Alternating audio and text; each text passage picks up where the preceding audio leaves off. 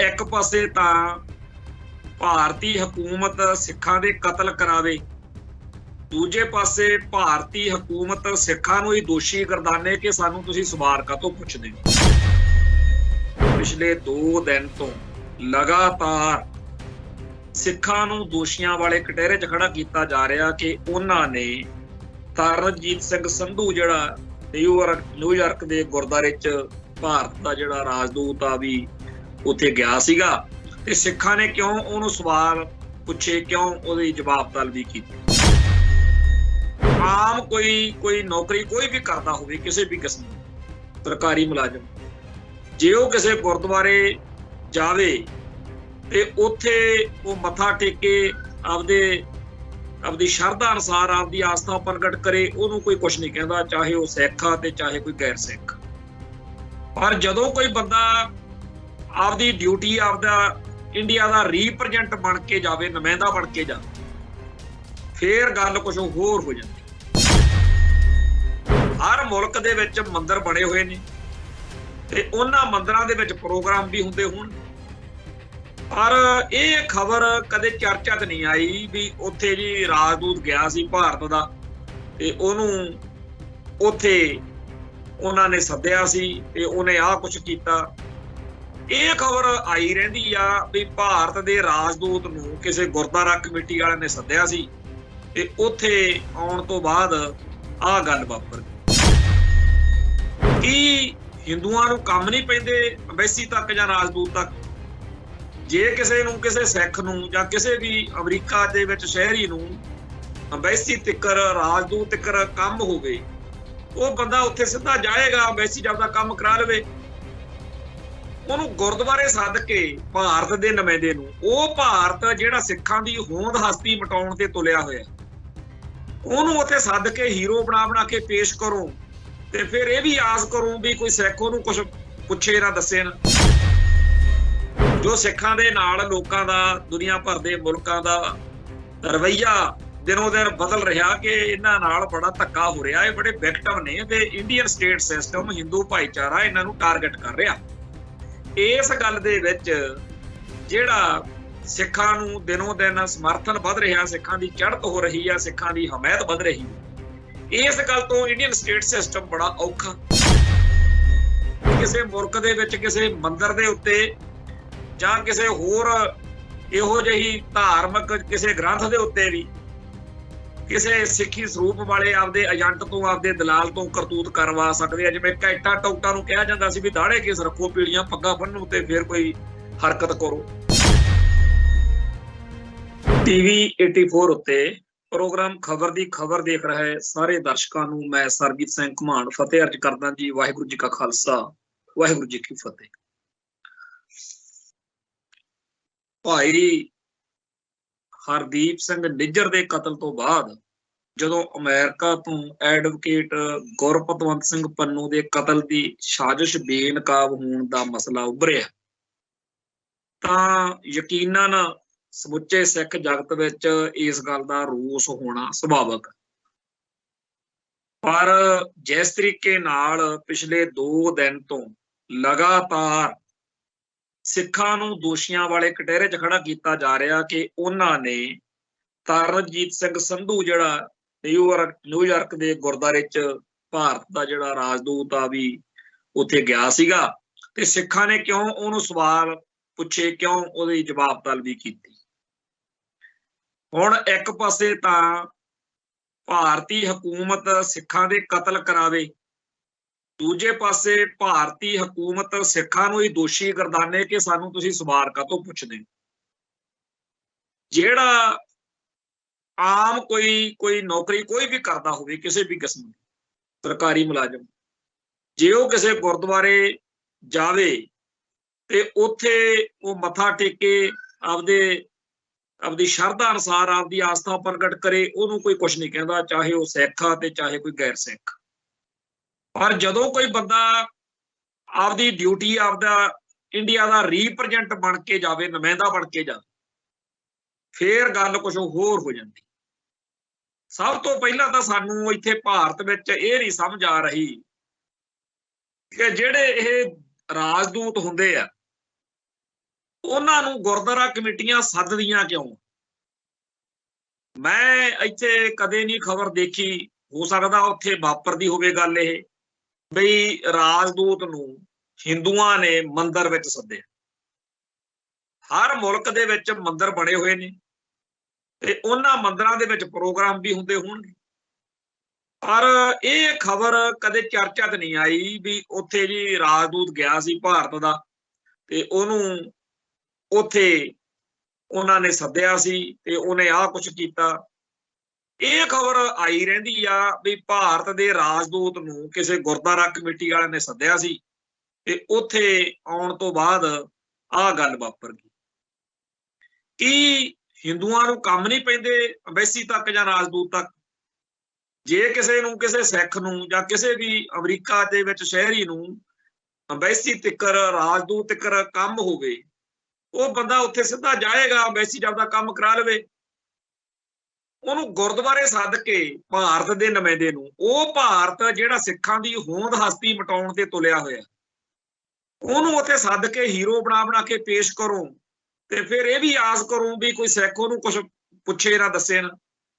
ਹੁਣ ਗੱਲ ਥੋੜੀ ਜਿਹੀ ਹੋਰ ਸੌਖਾ ਕਰਨ ਦੇ ਲਈ ਮੈਂ ਦੱਸ ਦਵਾਂ ਵੀ ਇੱਥੇ ਜੇਕਰ ਦਰਬਾਰ ਸਾਹਿਬ ਦੇ ਵਿੱਚ ਕੋਈ ਭਾਰਤੀ ਹਕੂਮਤ ਦਾ ਨੁਮਾਇੰਦਾ ਆਵੇ ਤੇ ਸਿੱਖਾਂ ਦਾ ਕੋਈ ਮਸਲਾ ਹੋਵੇ ਤਾਂ ਉਹਦੇ ਨਾਲ ਸਵਾਲ ਜਵਾਬ ਹੁੰਦੇ ਨੇ ਤੇ ਚਲੋ ਮੀਡੀਆ ਵਾਲੇ ਵੀ ਕਰਦੇ ਆ। ਪਰ ਇਹ ਤੋਂ ਅਗਲੀ ਗੱਲ ਆ ਵੀ ਜਦੋਂ ਇੱਕ ਵਾਰੀ ਅਡਵਾਨੀ ਨੇ ਆਉਣਾ ਸੀ ਇੱਥੇ, ਉਦੋਂ ਇੱਥੇ ਉਹਦਾ ਵਿਰੋਧ ਵੀ ਕੀਤਾ ਵੀ ਦਰਬਾਰ ਸਾਹਿਬ ਦੇ ਵਿੱਚ, ਹਾਲਾਂਕਿ ਇਹ ਤੇ ਚਰਚਾ ਵੀ ਹੋਈ ਕਿ ਉਹਨੂੰ ਕਰਨਾ ਚਾਹੀਦਾ ਵਿਰੋਧ ਕਿ ਨਹੀਂ ਕਰਨਾ ਚਾਹੀਦਾ। ਹੋਰ ਵੀ ਕਈਆਂ ਦਾ, ਜਦੋਂ ਜਿਹੜੇ ਬੰਦੇ ਚੁੱਭਦੇ ਆ ਸਿੱਖਾਂ ਨੂੰ, ਜਿਹੜੇ ਸਿੱਖੀ ਦਾ ਨੁਕਸਾਨ ਕਰਨ ਵਾਲਾ ਕੋਈ ਬੰਦਾ ਹੋਵੇ, ਤੇ ਹੁਣ ਜਦੋਂ ਉਹ ਆਇਆ ਹੀ ਉਸ ਏਜੰਡੇ ਨਾਲ, ਫਿਰ ਉਹਦਾ ਵਿਰੋਧ ਹੋਣਾ ਹੀ।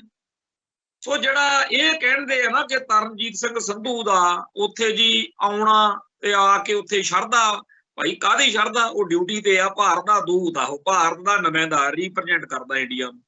ਤੇ ਇੰਡੀਆ ਦੇ ਰੀਪ੍ਰਜੈਂਟ ਨੂੰ ਜੇ ਸਾਡੇ ਸਿੱਖਾਂ ਨੇ ਪੁੱਛ ਲਿਆ ਕਿ ਭਾਈ ਤੁਸੀਂ ਦੱਸੋ ਇੰਡੀਆ ਵਾਲਿਓ, ਉਹ ਇੰਡੀਅਨ ਆ ਨਾ, ਇੰਡੀਅਨ ਨੈਟਵਰਕ ਦਾ ਉੱਥੋਂ ਦਾ ਚਿਹਰਾ ਮੋਹਰਾ, ਤੇ ਉਹਨੂੰ ਨਹੀਂ ਪੁੱਛਣਾ ਤਾਂ ਹੋਰ ਕਿਹਨੂੰ ਪੁੱਛਣਾ? ਕੰਧਾਂ ਨੂੰ ਪੁੱਛਣਾ ਉੱਥੇ। ਤੇ ਕੋਈ ਉਹਦੇ ਇੱਟ ਰੋੜਾ ਨਹੀਂ ਮਾਰਿਆ, ਕੋਈ ਉਹਨੂੰ ਗਾਲ ਦੁੱਪੜ ਨਹੀਂ ਕੀਤੀ, ਕੋਈ ਉਹਨੂੰ ਮਾੜਾ ਚੰਗਾ ਕੋਈ ਬਚਨ ਨਹੀਂ ਕੀਤਾ ਉਹਨੂੰ। ਮੈਂ ਵੀਡੀਓ ਦੇਖੀ ਆ, ਉਹਦੇ ਵਿੱਚ ਸਿੰਪਲ ਇੱਕ ਸਵਾਲ ਆ ਵੀ ਭਾਈ ਤੂੰ ਦੱਸ, ਪਹਿਲੋਂ ਨਿੱਜਰ ਦਾ ਤੁਸੀਂ ਕਤਲ ਕਰਵਾਇਆ ਕੈਨੇਡਾ 'ਚ, ਹੁਣ ਇੱਥੇ ਸਾਡੇ ਪੰਨੂ ਸਾਹਿਬ ਨੂੰ। ਹੁਣ ਕਿਸੇ ਵੀ ਬੰਦੇ ਦੇ ਜਿਹੜੇ ਸਮਰਥਕ ਨੇ ਜਾਂ ਕੋਈ ਨਾਂ ਵੀ ਹੋਵੇ, ਇਹ ਕੋਈ ਜ਼ਰੂਰੀ ਨਹੀਂ ਹੁੰਦਾ ਹੈਗਾ, ਕਿਸੇ ਵੀ ਸਿੱਖ ਦਾ ਹੱਕ ਆ ਵੀ ਕਿਸੇ ਹੋਰ ਸਿੱਖ ਦੇ ਲਈ ਉਹ ਬੋਲੇ। ਤੇ ਇਸ ਗੱਲ ਦੇ ਵਿੱਚ ਸ਼ਰਮਨਾਕ ਗੱਲ ਆ ਜਿਹੜੀ ਉਹ ਇਹ ਆ ਕਿ ਇੱਥੇ ਭਾਰਤ ਦੇ ਵਿੱਚ ਪੂਰਾ ਮਾਹੌਲ ਜਿਹੜਾ ਹੈਗਾ ਉਹ ਸਿੱਖਾਂ ਨੂੰ ਦੋਸ਼ੀ ਬਣਾਉਣ ਦੇ ਵਿੱਚ ਬਹੁਤ ਸਾਰੇ ਸਿੱਖ ਲੱਗੇ ਹੋਏ ਨੇ। ਦਿੱਲੀ ਸਿੱਖ ਗੁਰਦੁਆਰਾ ਪ੍ਰਬੰਧਕ ਕਮੇਟੀ ਦਾ ਜਿਹੜਾ ਪ੍ਰਧਾਨ ਆ ਹਰਮੀਤ ਸਿੰਘ ਕਾਲਕਾ, ਉਹਨੇ ਵੀ ਭਕਾਈ ਮਾਰੀ ਆ, ਕਿਹਾ ਵੀ ਕੌਮ ਦੇ ਅਕਸ ਨੂੰ ਢਾਹ ਲੱਗੀ ਆ। ਦੂਜਾ ਜਿਹੜਾ ਹੈਗਾ ਸ਼੍ਰੋਮਣੀ ਕਮੇਟੀ ਦਾ ਜਨਰਲ ਸਕੱਤਰ ਰਜਿੰਦਰ ਸਿੰਘ ਮਹਿਤਾ, ਫੈਡਰੇਸ਼ਨ ਦਾ ਆਗੂ ਰਿਹਾ। ਸੰਤ ਭਿੰਡਰਾਂ ਵਾਲਿਆਂ ਦੇ ਵੇਲੇ ਇਹ ਕਹਿੰਦੇ ਸੀ ਅਸੀਂ ਬਾਹਾਂ ਉਹਨਾਂ ਦੀਆਂ, ਤੇ ਇਹ ਕਹਿੰਦੇ ਜੀ ਵੀ ਗੁਰੂ ਘਰ ਨਿੱਜੀ ਸਿਆਸੀ ਵਿਚਾਰਾਂ ਤੋਂ ਮੁਕਤ ਹੋਣੇ ਚਾਹੀਦੇ ਆ। ਦੱਸੋ ਕਿੱਡੀ ਭਕਾਈ ਮਾਰ ਰਿਹਾ ਬੰਦਾ। ਇੱਕ ਪਾਸੇ ਤਾਂ ਆਪਾਂ ਹਰ ਰੋਜ਼ ਕਹਿੰਦੇ ਆ ਕਿ ਸਿੱਖਾਂ ਦੀ ਧਰਮ ਅਤੇ ਰਾਜਨੀਤੀ ਇਕੱਠੇ ਆ, ਮੀਰੀ ਪੀਰੀ ਦੇ ਸਿਧਾਂਤ ਦੀਆਂ ਗੱਲਾਂ ਕਰਦੇ, ਤੇ ਸਿਆਣੇ ਬਿਆਣੇ ਬੰਦੇ ਆ ਇਹ, ਫੈਡਰੇਸ਼ਨ ਦੇ ਵਿੱਚ ਰਹੇ ਆ, ਸਭ ਸਮਝਦੇ ਆ। ਪਰ ਹੁਣ ਭਾਰਤ ਮਾਤਾ ਨੂੰ ਚਿੰਬੜੇ ਹੋਏ ਆ, ਇਸ ਕਰਕੇ ਇੱਥੇ ਕਹਿ ਰਹੇ ਨੇ ਕਿ ਸਿਆਸੀ ਵਿਚਾਰਾਂ ਤੋਂ ਮੁਕਤ ਹੋਣੇ ਚਾਹੀਦੇ ਆ ਗੁਰਦੁਆਰੇ। ਤੇ ਇਸ ਗੱਲ ਦੇ ਵਿੱਚ ਇਹ ਪਰਮਜੀਤ ਸਿੰਘ ਸਰਨਾ ਨੇ ਵੀ ਆਪਦੀ ਬੋਲੀ ਆ। ਇਹ ਜਿਹੜੇ ਸਿੱਖ ਚਿਹਰਿਆਂ ਤੋਂ ਉਸ ਘਟਨਾ ਦੇ ਖਿਲਾਫ ਬੁਲਵਾਇਆ ਜਾ ਰਿਹਾ, ਜੇ ਇਹਨਾਂ ਦੀ ਗੱਲ ਕਰੀਏ ਤਾਂ ਸਾਫ਼ ਆ ਵੀ ਇਹ ਬੜੀ ਮੌਜ ਨਾਲ ਕਹਿ ਸਕਦੇ ਸੀ ਮੀਡੀਆ ਵਾਲਿਆਂ ਨੂੰ ਕਿ ਅਸੀਂ ਇਸ ਮਸਲੇ ਉੱਤੇ ਕੁਝ ਨਹੀਂ ਕਹਿਣਾ, ਅਸੀਂ ਸਿੱਖ, ਭਾਰਤੀ ਸਰਕਾਰ ਦੇ ਉੱਤੇ ਦੋਸ਼ ਲੱਗਦਾ ਕਿ ਉਹਨਾਂ ਨੇ ਨਿੱਜਰ ਦਾ ਕਤਲ ਕਰਵਾਇਆ ਤੇ ਪੰਨੂ ਨੂੰ ਕਤਲ ਕਰਵਾਉਣ ਨੂੰ ਫਿਰਦੇ ਆ, ਤੇ ਅਸੀਂ ਆਪਦੀ ਕੌਮ ਦੇ ਜਿਹੜੇ ਕਾਤਲ ਧਿਰ ਆ ਉਹਦੇ ਹੱਕ ਵਿੱਚ ਖੜ ਨਹੀਂ ਸਕਦੇ। ਤੇ ਖਿਲਾਫ ਬੋਲਣ ਜੋਗੇ ਹੈ ਨਹੀਂ, ਸਾਡੀਆਂ ਲੱਤਾਂ ਨਹੀਂ ਭਾਰ ਚੱਲਦੀਆਂ, ਤੇ ਅਸੀਂ ਚੁੱਪ ਕਰਕੇ ਇਸ ਮਸਲੇ ਉੱਤੇ ਦੜ ਬੱਟਣੀ ਚਾਹੁੰਦੇ ਹਾਂ। ਦੇ ਇੰਨੀ ਗੱਲ ਕਹਿ ਦਿੰਦੇ ਮੀਡੀਆ ਨੂੰ, ਜਿਹਨੇ ਇਹਨਾਂ ਨੂੰ ਸਵਾਲ ਕੀਤਾ ਹੋਵੇ, ਤਾਂ ਫਿਰ ਇਹਨਾਂ ਦਾ ਸਰ ਸਕਦਾ ਸੀ। ਪਰ ਜਿਹੜੀ ਕਵੱਲੀ ਬੁਰਕੀ ਪਈ ਹੋਈ ਆ ਭਾਰਤ ਮਾਤਾ ਨੂੰ ਮੱਥੇ ਟੇਕਣ ਵਾਲੀ, ਉਹ ਟੇਕਣ ਨਹੀਂ ਦਿੰਦੀ। ਇਸ ਕਰਕੇ ਇਹ ਲੋਕਾਂ ਨੇ ਅੱਜ ਉਸ ਸਾਜ਼ਿਸ਼ ਦਾ, ਉਸ ਮੁਹਿੰਮ ਦਾ ਹਿੱਸਾ ਬਣਨਾ ਮਨਜ਼ੂਰ ਕੀਤਾ, ਜਿਹੜੀ ਸਿੱਖਾਂ ਨੂੰ ਦੋਸ਼ੀ ਗਰਦਾਨਣ ਵਾਲੀ ਲਹਿਰ ਚੱਲ ਰਹੀ ਹੈ। ਅਸੀਂ ਕੱਲ ਦੇ ਪ੍ਰੋਗਰਾਮ ਦੇ ਵਿੱਚ ਚਰਚਾ ਕੀਤੀ ਸੀ ਕਿ ਭਾਰਤੀ ਹਕੂਮਤੀ ਏਜੰਸੀਆਂ ਗੁੰਡੇ ਬਦਮਾਸ਼ਾਂ ਨੂੰ, ਪੰਜਾਬੀ ਪਿਛੋਕੜ ਵਾਲੇ ਸਿੱਖ ਪਰਿਵਾਰਾਂ ਦੇ ਕਿਸੇ ਇਹੋ ਜਿਹੇ ਮਾੜੇ ਅਨਸਰ ਨੂੰ ਹੱਥਾਂ ਤੇ ਲੈ ਕੇ ਕੁਝ ਵੀ ਕਰਵਾ ਸਕਦੇ। ਤੇ ਅੱਜ ਇੱਕ ਇਹੋ ਜਿਹੀ ਖਬਰ ਸਾਡੇ ਸਾਹਮਣੇ ਅੱਖਾਂ ਮੂਹਰੇ ਆਈ, ਜਿਹਦੇ ਵਿੱਚ ਇੱਥੋਂ ਪੰਜਾਬ ਦੇ ਕੁਝ ਹਿੰਦੂ ਜਿਹੜੇ ਆ ਉਹ ਇਕੱਠੇ ਹੋ ਕੇ ਪ੍ਰੈਸ ਕਾਨਫਰੰਸ ਕਰ ਰਹੇ ਆ ਕਿ ਕੈਨੇਡਾ ਦੇ ਵਿੱਚ ਪਤਾ ਨਹੀਂ ਕਿਹੜਾ ਮੰਦਿਰ ਆ ਜੀ, ਉੱਥੇ ਕਹਿੰਦੇ ਜਦੋਂ ਹਿੰਦੂ ਭਾਈਚਾਰੇ ਵਾਲੇ ਇਕੱਠੇ ਹੋ ਕੇ ਆਪਦਾ ਕਰਦੇ ਆ ਪੂਜਾ ਵਗੈਰਾ, ਬਈ ਉੱਥੇ ਜੀ ਕਹਿੰਦੇ ਕੋਈ ਮਤਲਬ ਉਹਨਾਂ ਨੇ ਹਿੰਟ ਡਰੌਪ ਕੀਤਾ ਵੀ ਪੰਥਕ ਸੋਚ ਵਾਲੇ ਜਾਂ ਖਾਲਿਸਤਾਨੀ ਜਿਹੜੇ ਨੇ ਉਹ ਉੱਥੇ ਆਉਂਦੇ ਆ ਤੇ ਮਾੜਾ ਚੰਗਾ ਬੋਲਦੇ ਆ ਜੀ, ਉਹ ਜੀ ਉੱਥੇ ਤਿਰੰਗਾ ਲੱਗਿਆ ਹੋਇਆ ਉਹਨੂੰ ਐ ਕਰਦੇ ਆ, ਉਹ ਕਰਦੇ ਆ। ਕਾਫੀ ਜਾਣੀ ਕਿ ਗੱਲਾਂ ਜਾਂ ਕੀਤੀਆਂ ਵੀ ਇਹਨਾਂ ਤੇ ਕਾਰਵਾਈ ਹੋਵੇ, ਇਹਨਾਂ ਦੀਆਂ ਜ਼ਮੀਨਾਂ ਜਾਇਦਾਦਾਂ ਜ਼ਬਤ ਹੋਣ। ਹੁਣ ਇਸ ਗੱਲ ਦੇ ਬਾਰੇ ਆਪਾਂ ਨੂੰ ਪਹਿਲਾਂ ਇਹ ਵਿਚਾਰਨ ਦੀ ਲੋੜ ਆ ਕਿ ਆਸਟ੍ਰੇਲੀਆ ਦੇ ਵਿੱਚ ਇਦਾਂ ਦੀ ਕਰਤੂਤ ਕਰਨ ਵਾਲੇ ਫੜੇ ਵੀ ਗਏ, ਉਹਨਾਂ ਦੀ ਚਰਚਾ ਵੀ ਹੋਈ ਤੇ ਉਹ ਬੰਦੇ ਹਿੰਦੂ ਨਿਕਲੇ। ਕੈਨੇਡਾ ਦੇ ਵਿੱਚ ਵੀ ਇਸ ਤਰ੍ਹਾਂ ਦੀ ਚਰਚਾ ਕਰਾਉਣੀ ਚਾਹੀ, ਪਰ ਉੱਥੇ ਵੀ ਸਾਰਿਆਂ ਨੂੰ ਪਤਾ ਵੀ ਉਹ ਹਿੰਦੂਆਂ ਦੀ ਕਰਤੂਤ ਆ। ਆਹ ਜਿਹੜੀ ਗੱਲ ਆਪਾਂ ਕਰ ਰਹੇ ਹਾਂ ਇਹ ਕੋਈ ਆਪਦੀ ਖੇਡ ਆ। ਅਸਲ ਵਿੱਚ ਤਾਂ ਸਾਰੇ ਸੰਸਾਰ ਦੇ ਵਿੱਚ ਸਿੱਖਾਂ ਪ੍ਰਤੀ ਜਿਹੜੀ ਹਮਦਰਦੀ ਵੱਧ ਰਹੀ ਹੈ, ਜੋ ਸਿੱਖਾਂ ਦੇ ਨਾਲ ਲੋਕਾਂ ਦਾ, ਦੁਨੀਆ ਭਰ ਦੇ ਮੁਲਕਾਂ ਦਾ ਰਵੱਈਆ ਦਿਨੋਂ ਦਿਨ ਬਦਲ ਰਿਹਾ ਕਿ ਇਹਨਾਂ ਨਾਲ ਬੜਾ ਧੱਕਾ ਹੋ ਰਿਹਾ, ਇਹ ਬੜੇ ਵਿਕਟਮ ਨੇ ਤੇ ਇੰਡੀਅਨ ਸਟੇਟ ਸਿਸਟਮ, ਹਿੰਦੂ ਭਾਈਚਾਰਾ ਇਹਨਾਂ ਨੂੰ ਟਾਰਗੇਟ ਕਰ ਰਿਹਾ। ਇਸ ਗੱਲ ਦੇ ਵਿੱਚ ਜਿਹੜਾ ਸਿੱਖਾਂ ਨੂੰ ਦਿਨੋਂ ਦਿਨ ਸਮਰਥਨ ਵੱਧ ਰਿਹਾ, ਸਿੱਖਾਂ ਦੀ ਚੜ੍ਹਤ ਹੋ ਰਹੀ ਹੈ, ਸਿੱਖਾਂ ਦੀ ਹਮਾਇਤ ਵੱਧ ਰਹੀ ਹੈ, ਇਸ ਗੱਲ ਤੋਂ ਇੰਡੀਅਨ ਸਟੇਟ ਸਿਸਟਮ ਬੜਾ ਔਖਾ ਵੀ ਅਸੀਂ ਤਾਂ ਇਹਨਾਂ ਨੂੰ ਪਹਿਲਾਂ ਇੱਥੇ ਮਾਰਿਆ, ਇਹਨਾਂ ਦੇ ਗਲਾਂ 'ਚ ਟਾਇਰ ਪਾਏ, ਤੇ ਜਿਹੜੇ ਹੁਣ ਇੱਥੋਂ ਜਾਨਾਂ ਬਚਾਉਣ ਦੇ ਲਈ ਬਾਹਰਲੇ ਮੁਲਕਾਂ ਨੂੰ ਭੱਜੇ ਸੀ, ਉੱਥੇ ਜਾ ਕੇ ਹੁਣ ਇਹ ਖਾਲਿਸਤਾਨ ਦਾ ਝੰਡਾ ਚੱਕੀ ਫਿਰਦੇ ਆ ਤੇ ਸਾਡੇ ਜਿਹੜੇ ਕੁਝ ਕਾਲੇ ਕਰਤੂਤਾਂ ਸਾਡੀਆਂ ਉਹ ਨੰਗੀਆਂ ਕਰ ਰਹੇ ਨੇ। ਸੋ ਇਸ ਕਰਕੇ ਇਹਨਾਂ ਨੂੰ ਬੜੀ ਚਿੜ ਹੋਈ ਆ ਤੇ ਇਹ ਚਾਹੁੰਦੇ ਆ ਕਿ ਸਾਰੇ ਦੁਨੀਆ ਭਰ ਦੇ ਲੋਕ ਆ ਜਿਹੜੇ ਉਹਨਾਂ ਨੂੰ ਆਪਾਂ ਸਿੱਖਾਂ ਦੇ ਖਿਲਾਫ ਕਰਨ। ਤੋ ਇਹ ਗੱਲ ਆਪਾਂ ਕੱਲ ਕੀਤੀ ਸੀ, ਕਿਸੇ ਵੀ ਥਾਂ ਦੇ ਉੱਤੇ ਸਿੱਖ ਸਰੂਪ ਵਾਲੇ ਬੰਦੇ ਤੋਂ ਕੋਈ ਕੁਝ ਹੀ ਕਰਤੂਤ ਕਰਵਾ ਸਕਦੇ। ਮੈਂ ਇੱਥੋਂ ਤੱਕ ਕਹਿਣ ਨੂੰ ਤਿਆਰ ਆ ਵੀ ਕਿਸੇ ਮੁਲਕ ਦੇ ਵਿੱਚ ਕਿਸੇ ਮੰਦਿਰ ਦੇ ਉੱਤੇ ਜਾਂ ਕਿਸੇ ਹੋਰ ਇਹੋ ਜਿਹੀ ਧਾਰਮਿਕ ਕਿਸੇ ਗ੍ਰੰਥ ਦੇ ਉੱਤੇ ਵੀ ਕਿਸੇ ਸਿੱਖੀ ਸਰੂਪ ਵਾਲੇ ਆਪਦੇ ਏਜੰਟ ਤੋਂ, ਆਪਦੇ ਦਲਾਲ ਤੋਂ ਕਰਤੂਤ ਕਰਵਾ ਸਕਦੇ ਆ। ਜਿਵੇਂ ਕੈਟਾ ਟੌਟਾ ਨੂੰ ਕਿਹਾ ਜਾਂਦਾ ਸੀ ਵੀ ਦਾੜੇ ਕੇਸ ਰੱਖੋ, ਪੀੜੀਆਂ ਪੱਗਾਂ ਬੰਨੋ ਤੇ ਫਿਰ ਕੋਈ ਹਰਕਤ ਕਰੋ, ਇਹ ਕਿਸੇ ਵੀ ਹੱਦ ਨੂੰ ਪਾਰ ਕਰ ਸਕਦੇ। ਇਹਨਾਂ ਨੂੰ ਨਫ਼ਰਤ ਹੋਈ ਆ ਸਿੱਖੀ ਨਾਲ ਤੇ ਸਿੱਖਾਂ ਨਾਲ। ਇਹਨਾਂ ਨੂੰ ਇਸ ਗੱਲ ਦੀ ਤਕਲੀਫ ਆ ਕਿ ਕਰੋਨਾ ਕਾਲ ਦੌਰਾਨ ਕਿਵੇਂ ਸਾਰੇ ਸੰਸਾਰ ਦੇ ਵਿੱਚ ਸਿੱਖੀ ਅਤੇ ਸਿੱਖਾਂ ਦਾ ਬੋਲਬਾਲਾ ਵਧਿਆ। ਕਿਸਾਨ ਸੰਘਰਸ਼ ਮੌਕੇ ਕਿਵੇਂ ਦੁਨੀਆ ਭਰ ਦੇ ਜਿਹੜੇ ਵੀ ਅਹਿਮ, ਕੋਈ ਵੀ ਅੱਗੇ ਤਾਂ ਜ਼ਮਾਨਾ ਸੀ ਹੋਰ, ਹੁਣ ਤਾਂ ਸਕਿੰਟਾਂ 'ਚ ਸੋਸ਼ਲ ਮੀਡੀਆ ਉੱਤੇ ਗੱਲ ਜਿਹੜੀ ਆ ਉਹ ਫੈਲ ਜਾਂਦੀ ਹੈ। ਤੇ ਜਦੋਂ ਪੱਗਾਂ ਦਾੜੇ ਵਾਲਿਆਂ ਨੂੰ ਇੱਥੇ ਆਪਦੇ ਹੱਕਾਂ ਲਈ ਲੜਦਿਆਂ ਦੇਖਿਆ, ਸਾਰੇ ਦੁਨੀਆ ਭਰ ਦੇ ਲੋਕਾਂ ਨੇ ਇਸ ਮੋਰਚੇ ਦੀ ਹਮਾਇਤ ਕੀਤੀ ਤੇ ਇਸ ਗੱਲ ਦੀ ਬੜੀ ਤਕਲੀਫ ਹੋਈ ਕਿ ਅਸੀਂ ਤਾਂ ਸਮਝਦੇ ਸੀ ਵੀ ਚਲੋ ਕਾਮਰੇਡਾਂ ਦਾ ਮੋਰਚਾ, ਇਹ ਤਾਂ ਸਿੱਖੀ ਦੀ ਬੱਲੇ ਬੱਲੇ ਹੋਣ ਲੱਗੀ ਪਈ ਹੈ। ਸੋ ਜਿਹੜਾ ਇਹ ਦਰਦ ਆ, ਇਹਨਾਂ ਦੀ ਇਹ ਪੀੜ ਆ, ਇਹਨੂੰ ਸਮਝੋ ਕਿ ਕਿਵੇਂ ਇਹ ਸਿੱਖੀ ਅਤੇ ਸਿੱਖਾਂ ਨੂੰ ਨਫ਼ਰਤ ਕਰਦੇ ਆ ਤੇ ਕਿਵੇਂ ਚਾਹੁੰਦੇ ਆ ਕਿ ਦੁਨੀਆ 'ਚ ਲੋਕ ਇਹਨਾਂ ਨੂੰ ਮਾੜਾ ਚੰਗਾ ਬੋਲਣ। ਇਹਦੇ ਲਈ ਇਹ ਕਿਸੇ ਵੀ ਤਰ੍ਹਾਂ ਦੀ ਹਰਕਤ ਕਰ ਸਕਦੇ। ਔਰ ਇਹ ਪੱਕਾ ਮੈਨੂੰ ਮਨ ਨੂੰ ਭਰੋਸਾ ਆ ਕਿ ਕਦੇ ਵੀ ਕੋਈ ਸੱਚਾ ਸਿੱਖ ਕਿਸੇ ਵੀ ਧਰਮ ਦੇ ਸਥਾਨ ਦੇ ਖਿਲਾਫ, ਕਿਸੇ ਧਰਮ ਦੇ ਗ੍ਰੰਥ ਦੇ ਖਿਲਾਫ ਕਦੇ ਕੋਈ ਹਰਕਤ ਨਹੀਂ ਕਰਦਾ, ਹੋ ਹੀ ਨਹੀਂ ਸਕਦਾ। ਸਿੱਖ ਮਾੜੇ ਤੋਂ ਮਾੜਾ ਟਾਈਮ ਆ ਜਾਵੇ, ਜਦੋਂ 18ਵੀਂ ਸਦੀ ਦਾ ਇਤਿਹਾਸ ਪੜ੍ਹਦੇ ਆ, ਐਡਾ ਕਹਿਰ ਭਰਿਆ ਸਮਾਂ, ਪਰ ਕਦੇ ਕੁਰਾਨ ਸ਼ਰੀਫ ਨੂੰ ਜਾਂ ਵਸੀਅਤ ਨੂੰ ਵੀ ਸਾਡੇ ਤੇ ਮੁਸਲਮਾਨ ਜ਼ੁਲਮ ਕਰਦੇ ਆ, ਕਦੇ ਪੜ੍ਹੋ ਫਰਖੁਸ਼ੀਅਰ ਨੇ ਬਾਬਾ ਬੰਦਾ ਸਿੰਘ ਬਹਾਦਰ ਵੇਲੇ ਕੀ ਕੀਤਾ। कदे पढ़ो अब्द समद खान, याहिया खान, जकरिया खान, मीर मन्नू, अबदाली, नादर ते होर जिन्ने भी उस दौर के खतरनाक दरिंदे सी जिहड़े, उन्होंने की नहीं किया। वो जिहड़े 70-80 साल ने ना जी, बाबा बंदा सिंह बहादुर तो लैके 1770-80 तक का जिहड़ा गेड़, वो सिखां दे बिल्कुल ही सिरा उत्ते 2 लाख तो वध सिख मेरे ख्याल च उस दौर दे विच शहीद कर, और तशद्दद दे नित नवे तो नवे जिहड़े ढंग तरीके लभे गए। ते उस दौर विच कदे सुणिया आपां कि किसी रोह विच आए सिख ने किसी मसीत दी जां किसी कुरान शरीफ की कदे बेअदबी कीती हो? ਇਹ ਵੀ नहीं तुसीं सुन सकते कि किसी सिख ने किसी मुसलमान औरत नूं जां मुसलमान मर्द नूं ਉਹਦੇ धर्म करके टारगेट किया हो। ਜਿਹੜਾ लड़न आया ਉਹਦੇ ਨਾਲ लड़े। और सिफतां ਜਿਹੜੀਆਂ काजी नूर मुहम्मद गजाबे वाला पीर लिख गया, फिर जदों राज भाग आ गया उदों नहीं जी गिण गिण बदले रहो, जिवें हुण लगे हुए ने साडे भारत माता की जय वाले हिंदू राष्ट्र वाले भी जी साडे ते बड़ा जुल्म कीता सी, हुण असीं इतिहास नूं पुट्ठा गेड़ा देना। तो मुसलमानां दे छित्तर फेर के मुसलमानां नूं जलील करके शहरां दे नाम बदल के लगे हुए ने आपदे तरीके नाल। चलो इन्हां दी यही सोच होनी है, पर सिख इदां नहीं करदे। सिखां ने कदे किसे नाल किहो जिहा भी वक्त आवे, चाहे सिख आजादी लई लड़ रहे होण चाहे आजाद होण, किसी भी हालत में सिख कदे किसी दे धर्म का दुश्मन नहीं हुंदा, ना उहदे धार्मिक ग्रंथां दा, ना धर्म अस्थानां।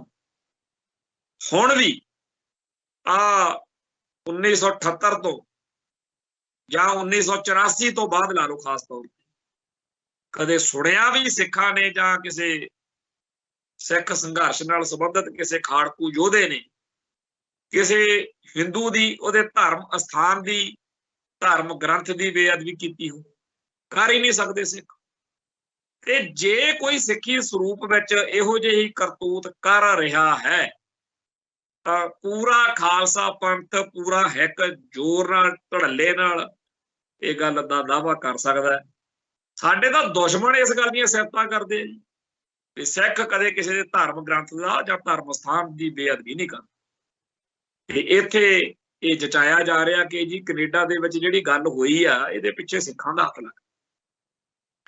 खैर साडा ये होका देण दा फर्ज बनदा ते असीं वो होका दे रहे हां कि भाई दुश्मन जे होवे मर्द ਉਹਦੇ ਨਾਲ लड़दे भिड़दे चंगे लगदे, जिवें मुगलां पठाणा मुसलमानां नूं इस्लाम नूं मनण वालियां नाल बड़ी टक्कर रही है, गोरियां नाल भी अपनी टक्कर रही है, लड़े वो सानू मारदे सी असीं उन्हां नूं मारदे सी। ये योधे वाला काम आ, चलो इदां ही हुंदा है। पर जिहड़ा गदारी जिहड़ा पिठ च वार करना जिहड़ा खुशापन ये करदे ने हिंदू भाईचारे वाले, ये सिखां तो जां किसी दुश्मन तो इहदा कई इत्थे लग जांदे आ यहूदियां ने करता। मैं कहा जे यहूदियां वाला दुश्मन सिखां नूं मिलिया हुंदा फेर देखदे, जां हुण ਜਿਹੜਾ दुश्मन सानू टकरिया होया ये यहूदियां नूं टकरिया हुंदा फेर देखदे भी की रंग भरदे। हुण जे तां आपां शेर नाल लड़ीए तां होर तरीके दी गल आ, ते जे सूर नाल लड़ीए तां होर तरीके दी गल आ। तो बहुत ही ज्यादा इतिहास दे विच सानू सब तो हेठले दर्जे की नीचता, नीचता होती है सब तो कमीनी नीचता वाला दुश्मन टकरे, जेड़े हथ कंडे जेड़े ढंग तरीके ये दुश्मन अपनाउंदा है वो सिख तां कदे अपना ही नहीं सकदा। सिख कदे किसी दे धर्म स्थान की बेअदबी नहीं कर सकता। ते इहदे तां टैंकां तोपां नाल अकाल तख्त नूं ढाता अंदर वड़ के जो कुछ कीता तुहाडे सामने।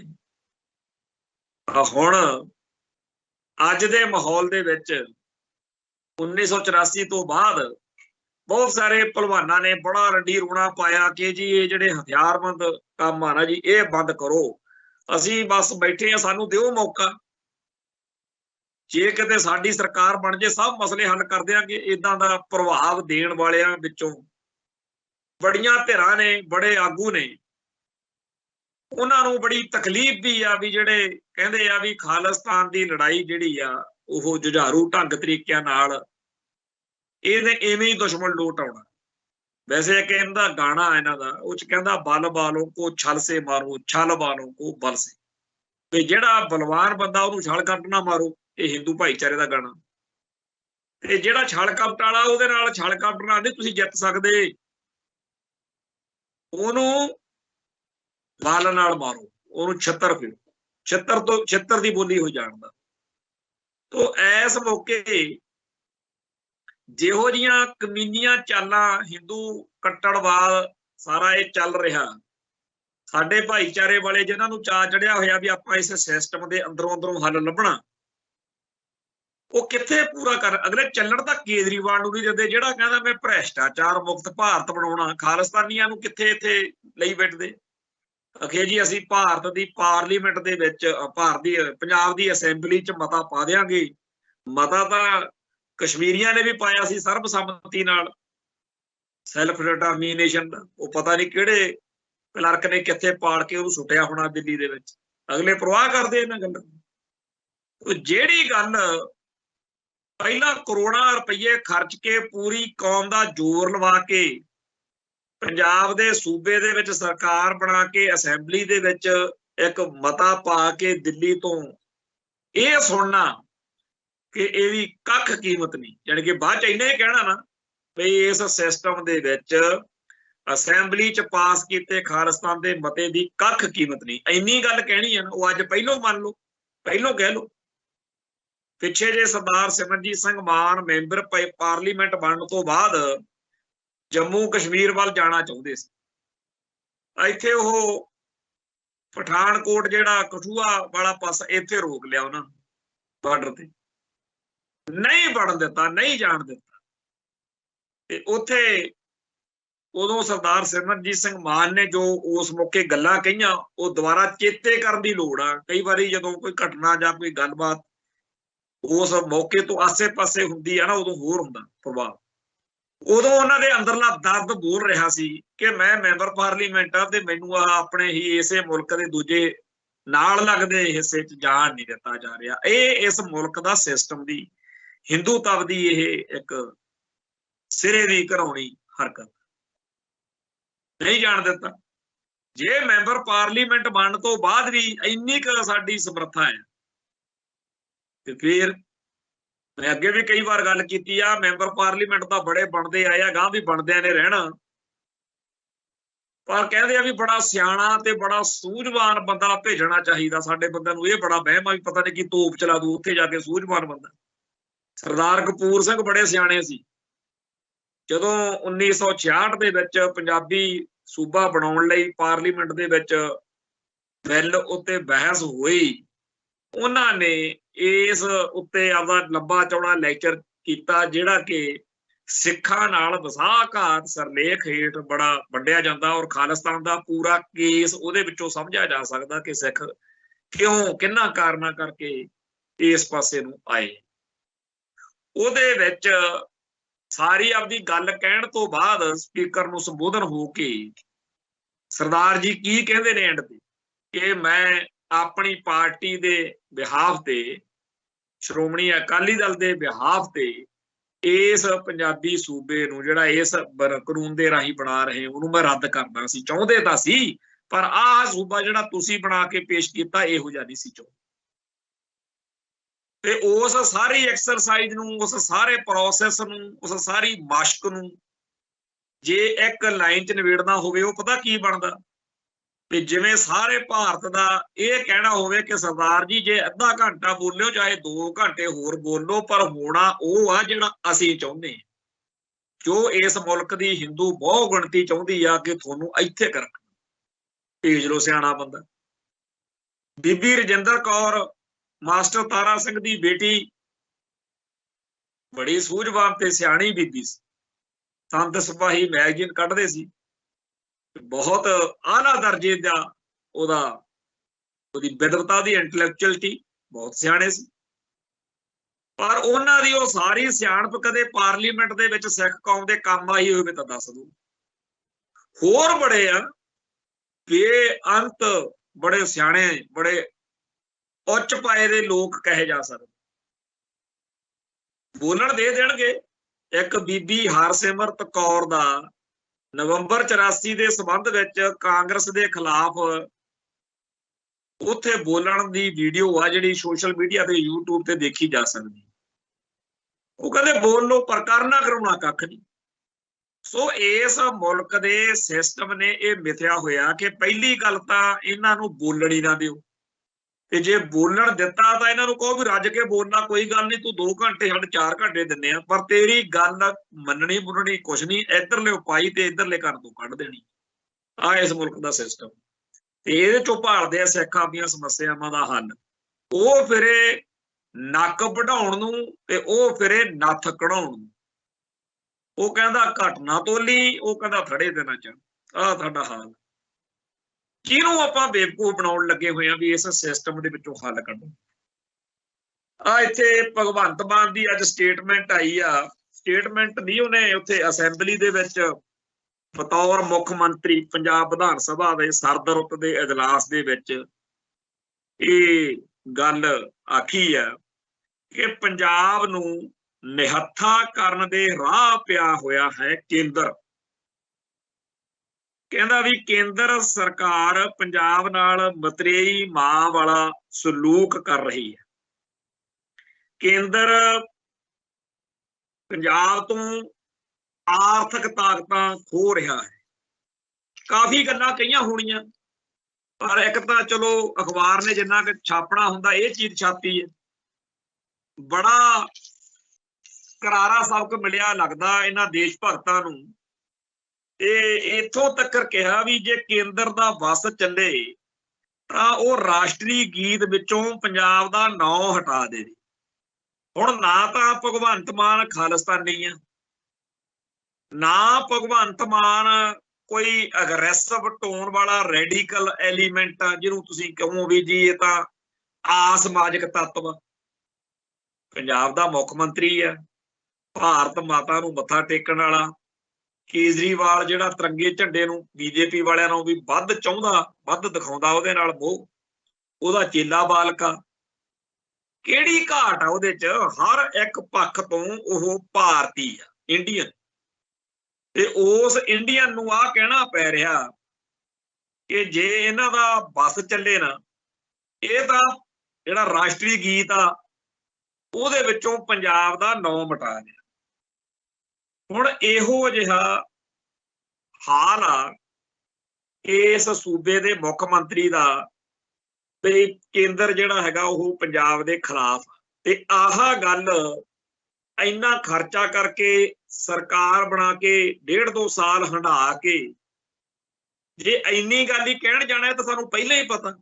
ਆ ਰੋਜ਼ ਮੈਂ ਆਹੀ ਕੁਛ ਹੀ ਕਹਿਣਾ ਵੀ ਦਿੱਲੀ ਦਰਬਾਰ ਨੇ ਪੰਜਾਬ ਨੂੰ ਬੰਜਰ ਬਣਾਉਣ ਦਾ, ਕੰਜਰ ਬਣਾਉਣ ਦਾ, ਪੰਜਾਬ ਚੋਂ ਸਾਰੇ ਹਾਂ ਪੱਖੀ ਚੀਜ਼ਾਂ ਨੂੰ ਖਤਮ ਕਰਕੇ ਇਹਨੂੰ ਦੁਨੀਆ ਦਾ ਇਹੋ ਜਿਹਾ ਖਿੱਤਾ ਬਣਾਉਣ ਦਾ ਅਹਿਦ ਕੀਤਾ ਹੋਇਆ ਵੀ ਜਿੱਥੇ ਕੋਈ ਬੰਦਾ ਆਉਣ ਨੂੰ, ਇੱਥੇ ਖੜਨ ਨੂੰ ਜੀ ਨਾ ਕਰੇ, ਨਰਕ ਲੱਗੇ। ਦੁਨੀਆ ਦੇ ਹਰੇਕ ਬੰਦੇ ਨੂੰ ਲੱਗੇ ਕਿ ਇੱਥੇ ਰਹਿਣ ਵਾਲੇ ਕੋਈ ਬੰਦੇ, ਇਹ ਕੋਈ ਧਰਤੀ ਦਾ ਹੈ, ਇਹ ਤਾਂ ਨਰਕ ਆ। ਸੋ ਇਸ ਤਰੀਕੇ ਦੀਆਂ ਗੱਲਾਂ ਜਿਹੜੀਆਂ ਅਸੀਂ ਹਰ ਰੋਜ਼ ਬਿਨਾਂ ਮੁੱਖ ਮੰਤਰੀ ਬਣਿਆ, ਬਿਨਾਂ ਵੋਟਾਂ ਪਾਟਾਂ 'ਚ ਖੜਿਆ, ਜਦੋਂ ਇਹ ਸਿੱਖ ਲਈਆਂ, ਸਮਝ ਲਈਆਂ ਤੇ ਪਾਰਲੀਮੈਂਟ ਦਾ ਮੈਂਬਰ ਬਣ ਕੇ, ਮੁੱਖ ਮੰਤਰੀ ਬਣ ਕੇ ਬਾਅਦ ਵਿੱਚ ਇੰਨੀ ਗੱਲ ਕਹਿਣੀ ਕਿ ਜੀ ਇਸ ਸਿਸਟਮ ਦੇ ਵਿੱਚੋਂ ਕੋਈ ਹੱਲ ਨਹੀਂ, ਤੇ ਉਹ ਪਹਿਲਾਂ ਹੀ ਸਿੱਖ ਲਓ। ਸੋ ਜਿਹੜੇ ਸਾਡੀ ਕੌਮ ਦੇ ਲੋਕ ਇਸ ਸਿਸਟਮ ਦੇ ਵਿੱਚੋਂ ਹੱਲ ਲੱਭਦੇ ਫਿਰਦੇ ਆ, ਉਹਨਾਂ ਸਾਰਿਆਂ ਦੇ ਚਰਨਾਂ 'ਚ ਹੱਥ ਬੰਨ੍ਹ ਕੇ ਬੇਨਤੀ ਹੈ ਕਿ ਤੁਹਾਡੀ ਤਸੱਲੀ ਏਦਾਂ ਨਹੀਂ ਹੋਣੀ। ਸਾਨੂੰ ਪਤਾ ਇਹ ਜਿਹੜਾ ਬੁਖਾਰ ਆ, ਜਿਹੜਾ ਟੀਕਾ, ਇਹਦਾ ਕੋਈ ਏਦਾਂ ਨਹੀਂ ਹੈਗਾ। ਇਹ ਟੀਕਾ ਲੱਗਿਆ ਹੁੰਦਾ ਕਸੂਤਾ। ਕੌਮ ਦੀ ਲੜਾਈ ਕਮਜ਼ੋਰ ਕਰ ਰਹੇ ਆ ਆਪਾਂ ਇਹ ਗੱਲ ਕਰਕੇ, ਪਰ ਚਲੋ ਸਾਡੇ ਹੱਥ ਖੜੇ ਆ। ਸਮੁੱਚੇ ਸਿੱਖ ਜਗਤ ਨੂੰ, ਦੁਨੀਆ ਭਰ ਦੇ ਵਿੱਚ ਬੈਠੇ ਲੋਕਾਂ ਨੂੰ ਹੁਣ ਇਹ ਗੱਲ ਪੱਲੇ ਬੰਨ੍ਹ ਲੈਣੀ ਚਾਹੀਦੀ ਹੈ कि ਆਪਾਂ बीजेपी ਵੱਲ ਜਾ ਨਹੀਂ ਸਕਦੇ।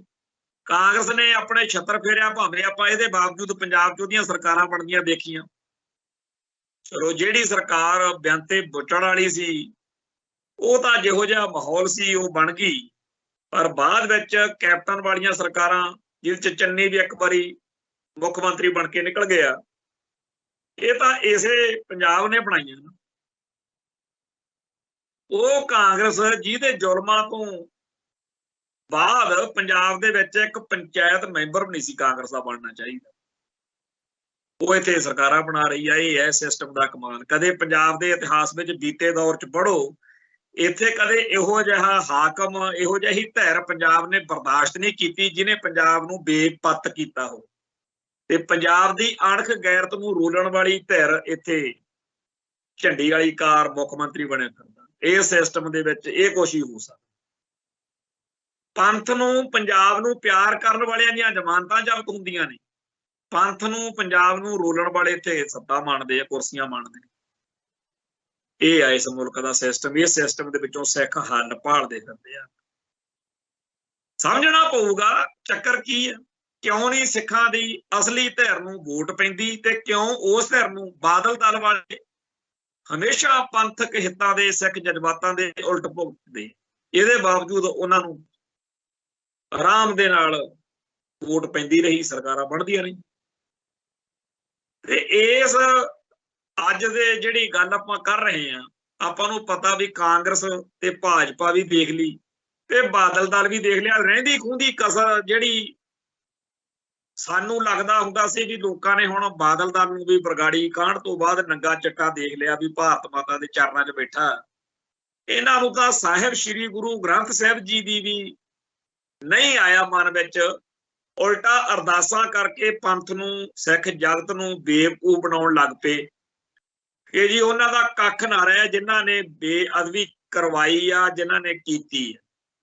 ਤੇ ਬਣਿਆ ਕੁਛ ਉਹੋ ਜਿਹਾ ਹੀ ਸਿਸਟਮ ਪਿਆ ਵਾ, ਜਿਵੇਂ ਜਿਹੜਾ ਰਾਹੁਲ ਗਾਂਧੀ ਹੈ, ਉਹ ਜਿਵੇਂ ਕਾਂਗਰਸ ਦਾ ਬੇੜਾ ਗਰਕ ਹੋਣ ਤੋਂ ਬਾਅਦ ਵਿੱਚ ਉਹਨਾਂ ਦਾ ਉਹ ਇਸ ਵੇਲੇ ਸਿਆਸੀ ਨੁਮਾਇੰਦਾ, ਕਾਂਗਰਸ ਪਾਰਟੀ ਦਾ ਚਿਹਰਾ, ਉਹ ਤੁਰਿਆ ਫਿਰਦਾ ਕਦੇ ਭਾਰਤ ਜੋੜੋ ਯਾਤਰਾ ਤੇ ਕਦੇ ਕੁਝ ਹੋਰ। ਉਵੇਂ ਹੀ ਹੁਣ ਦੱਸਦੇ ਆ ਵੀ 15 ਜਨਵਰੀ ਤੋਂ ਸੁਖਬੀਰ ਬਾਦਲ ਨੇ ਵੀ, ਸੁਖਬੀਰ ਸਿੰਘ ਜੀ ਬਾਦਲ, ਇਹਨਾਂ ਨੇ ਵੀ ਹੁਣ ਪੈਦਲ ਯਾਤਰਾ ਸ਼ੁਰੂ ਕਰਨੀ। ਜਿੱਥੇ ਇਹ ਦੋ ਇਸ ਤਰੀਕੇ ਦੀਆਂ ਕਰ ਰਹੇ ਨੇ, ਉੱਥੇ ਭਗਵੰਤ ਮਾਨ ਕਿਉਂਕਿ ਮੁੱਖ ਮੰਤਰੀ ਆ, ਉਹਨੇ ਆਪਦੀ ਕਮੇਡੀਅਨ ਵਾਲੀ ਸਥਿਤੀ ਪੋਸਟ ਤੋਂ ਹੁਣ ਤਰੱਕੀ ਕੀਤੀ ਹੋਈ ਆ, ਮੁੱਖ ਮੰਤਰੀ ਬਣਿਆ ਹੋਇਆ। ਉਹ ਸਾਈਕਲ ਤੇ ਪਹਿਲੋਂ ਗੇੜਾ ਦੇ ਚੁੱਕਿਆ। ਉਹ ਇਹ ਜਿਹੜੇ ਸਿਆਸੀ ਭਲਵਾਨ ਨੇ, ਇਹ ਇਹੋ ਜਿਹੀਆਂ ਹਰਕਤਾਂ, ਇਹੋ ਜਿਹੀਆਂ ਗੱਲਾਂ ਜਿਹੜੀਆਂ ਵੀ ਸਾਈਕਲ ਤੇ ਗੇੜਾ ਕੱਢ ਲਿਆ, ਪੈਦਲ ਯਾਤਰਾ ਕਰ ਲਈ, ਕਾਹਦੇ ਲਈ? ਇਹਦੇ ਨਾਲ ਵੋਟਾਂ ਮਿਲਦੀਆਂ, ਇਹਦੇ ਨਾਲ ਮੁੱਖ ਮੰਤਰੀ, ਪ੍ਰਧਾਨ ਮੰਤਰੀ ਬਣੀ ਜਾਂਦੇ ਲੋਕ। ਤੇ ਸੁਖਬੀਰ ਬਾਦਲ ਦੀ ਇਸ ਗੱਲ ਤੇ ਕੋਈ ਹੱਸ ਸਕਦਾ ਵੀ ਉਹਨੇ ਜੀ 15 ਜਨਵਰੀ ਤੋਂ ਪੰਜਾਬ ਵਿੱਚ ਬਚਾਓ ਪੈਦਲ ਯਾਤਰਾ ਸ਼ੁਰੂ ਕਰਨੀ ਆ, ਪਰ ਦੇਖ ਲਓ ਕਈ ਲੋਕਾਂ ਨੇ ਇਸੇ ਚੱਕਰ 'ਚ ਉਹਨੂੰ ਵੋਟਾਂ ਪਾਉਣ ਬਹਿ ਜਾਣਾ ਵੀ ਬੜੇ ਗੇੜੇ ਕੱਢੇ ਆਏ ਨੇ। ਇਹ ਇਸ ਮੁਲਕ ਦਾ ਹਾਲ ਆ। ਇੱਥੇ ਮੁੱਦਿਆਂ ਨੂੰ, ਕੁਰਬਾਨੀ ਨੂੰ, ਕੋਈ ਲਿਆਕਤ ਨੂੰ ਕੋਈ ਨਹੀਂ ਇੱਥੇ ਹੈਗਾ।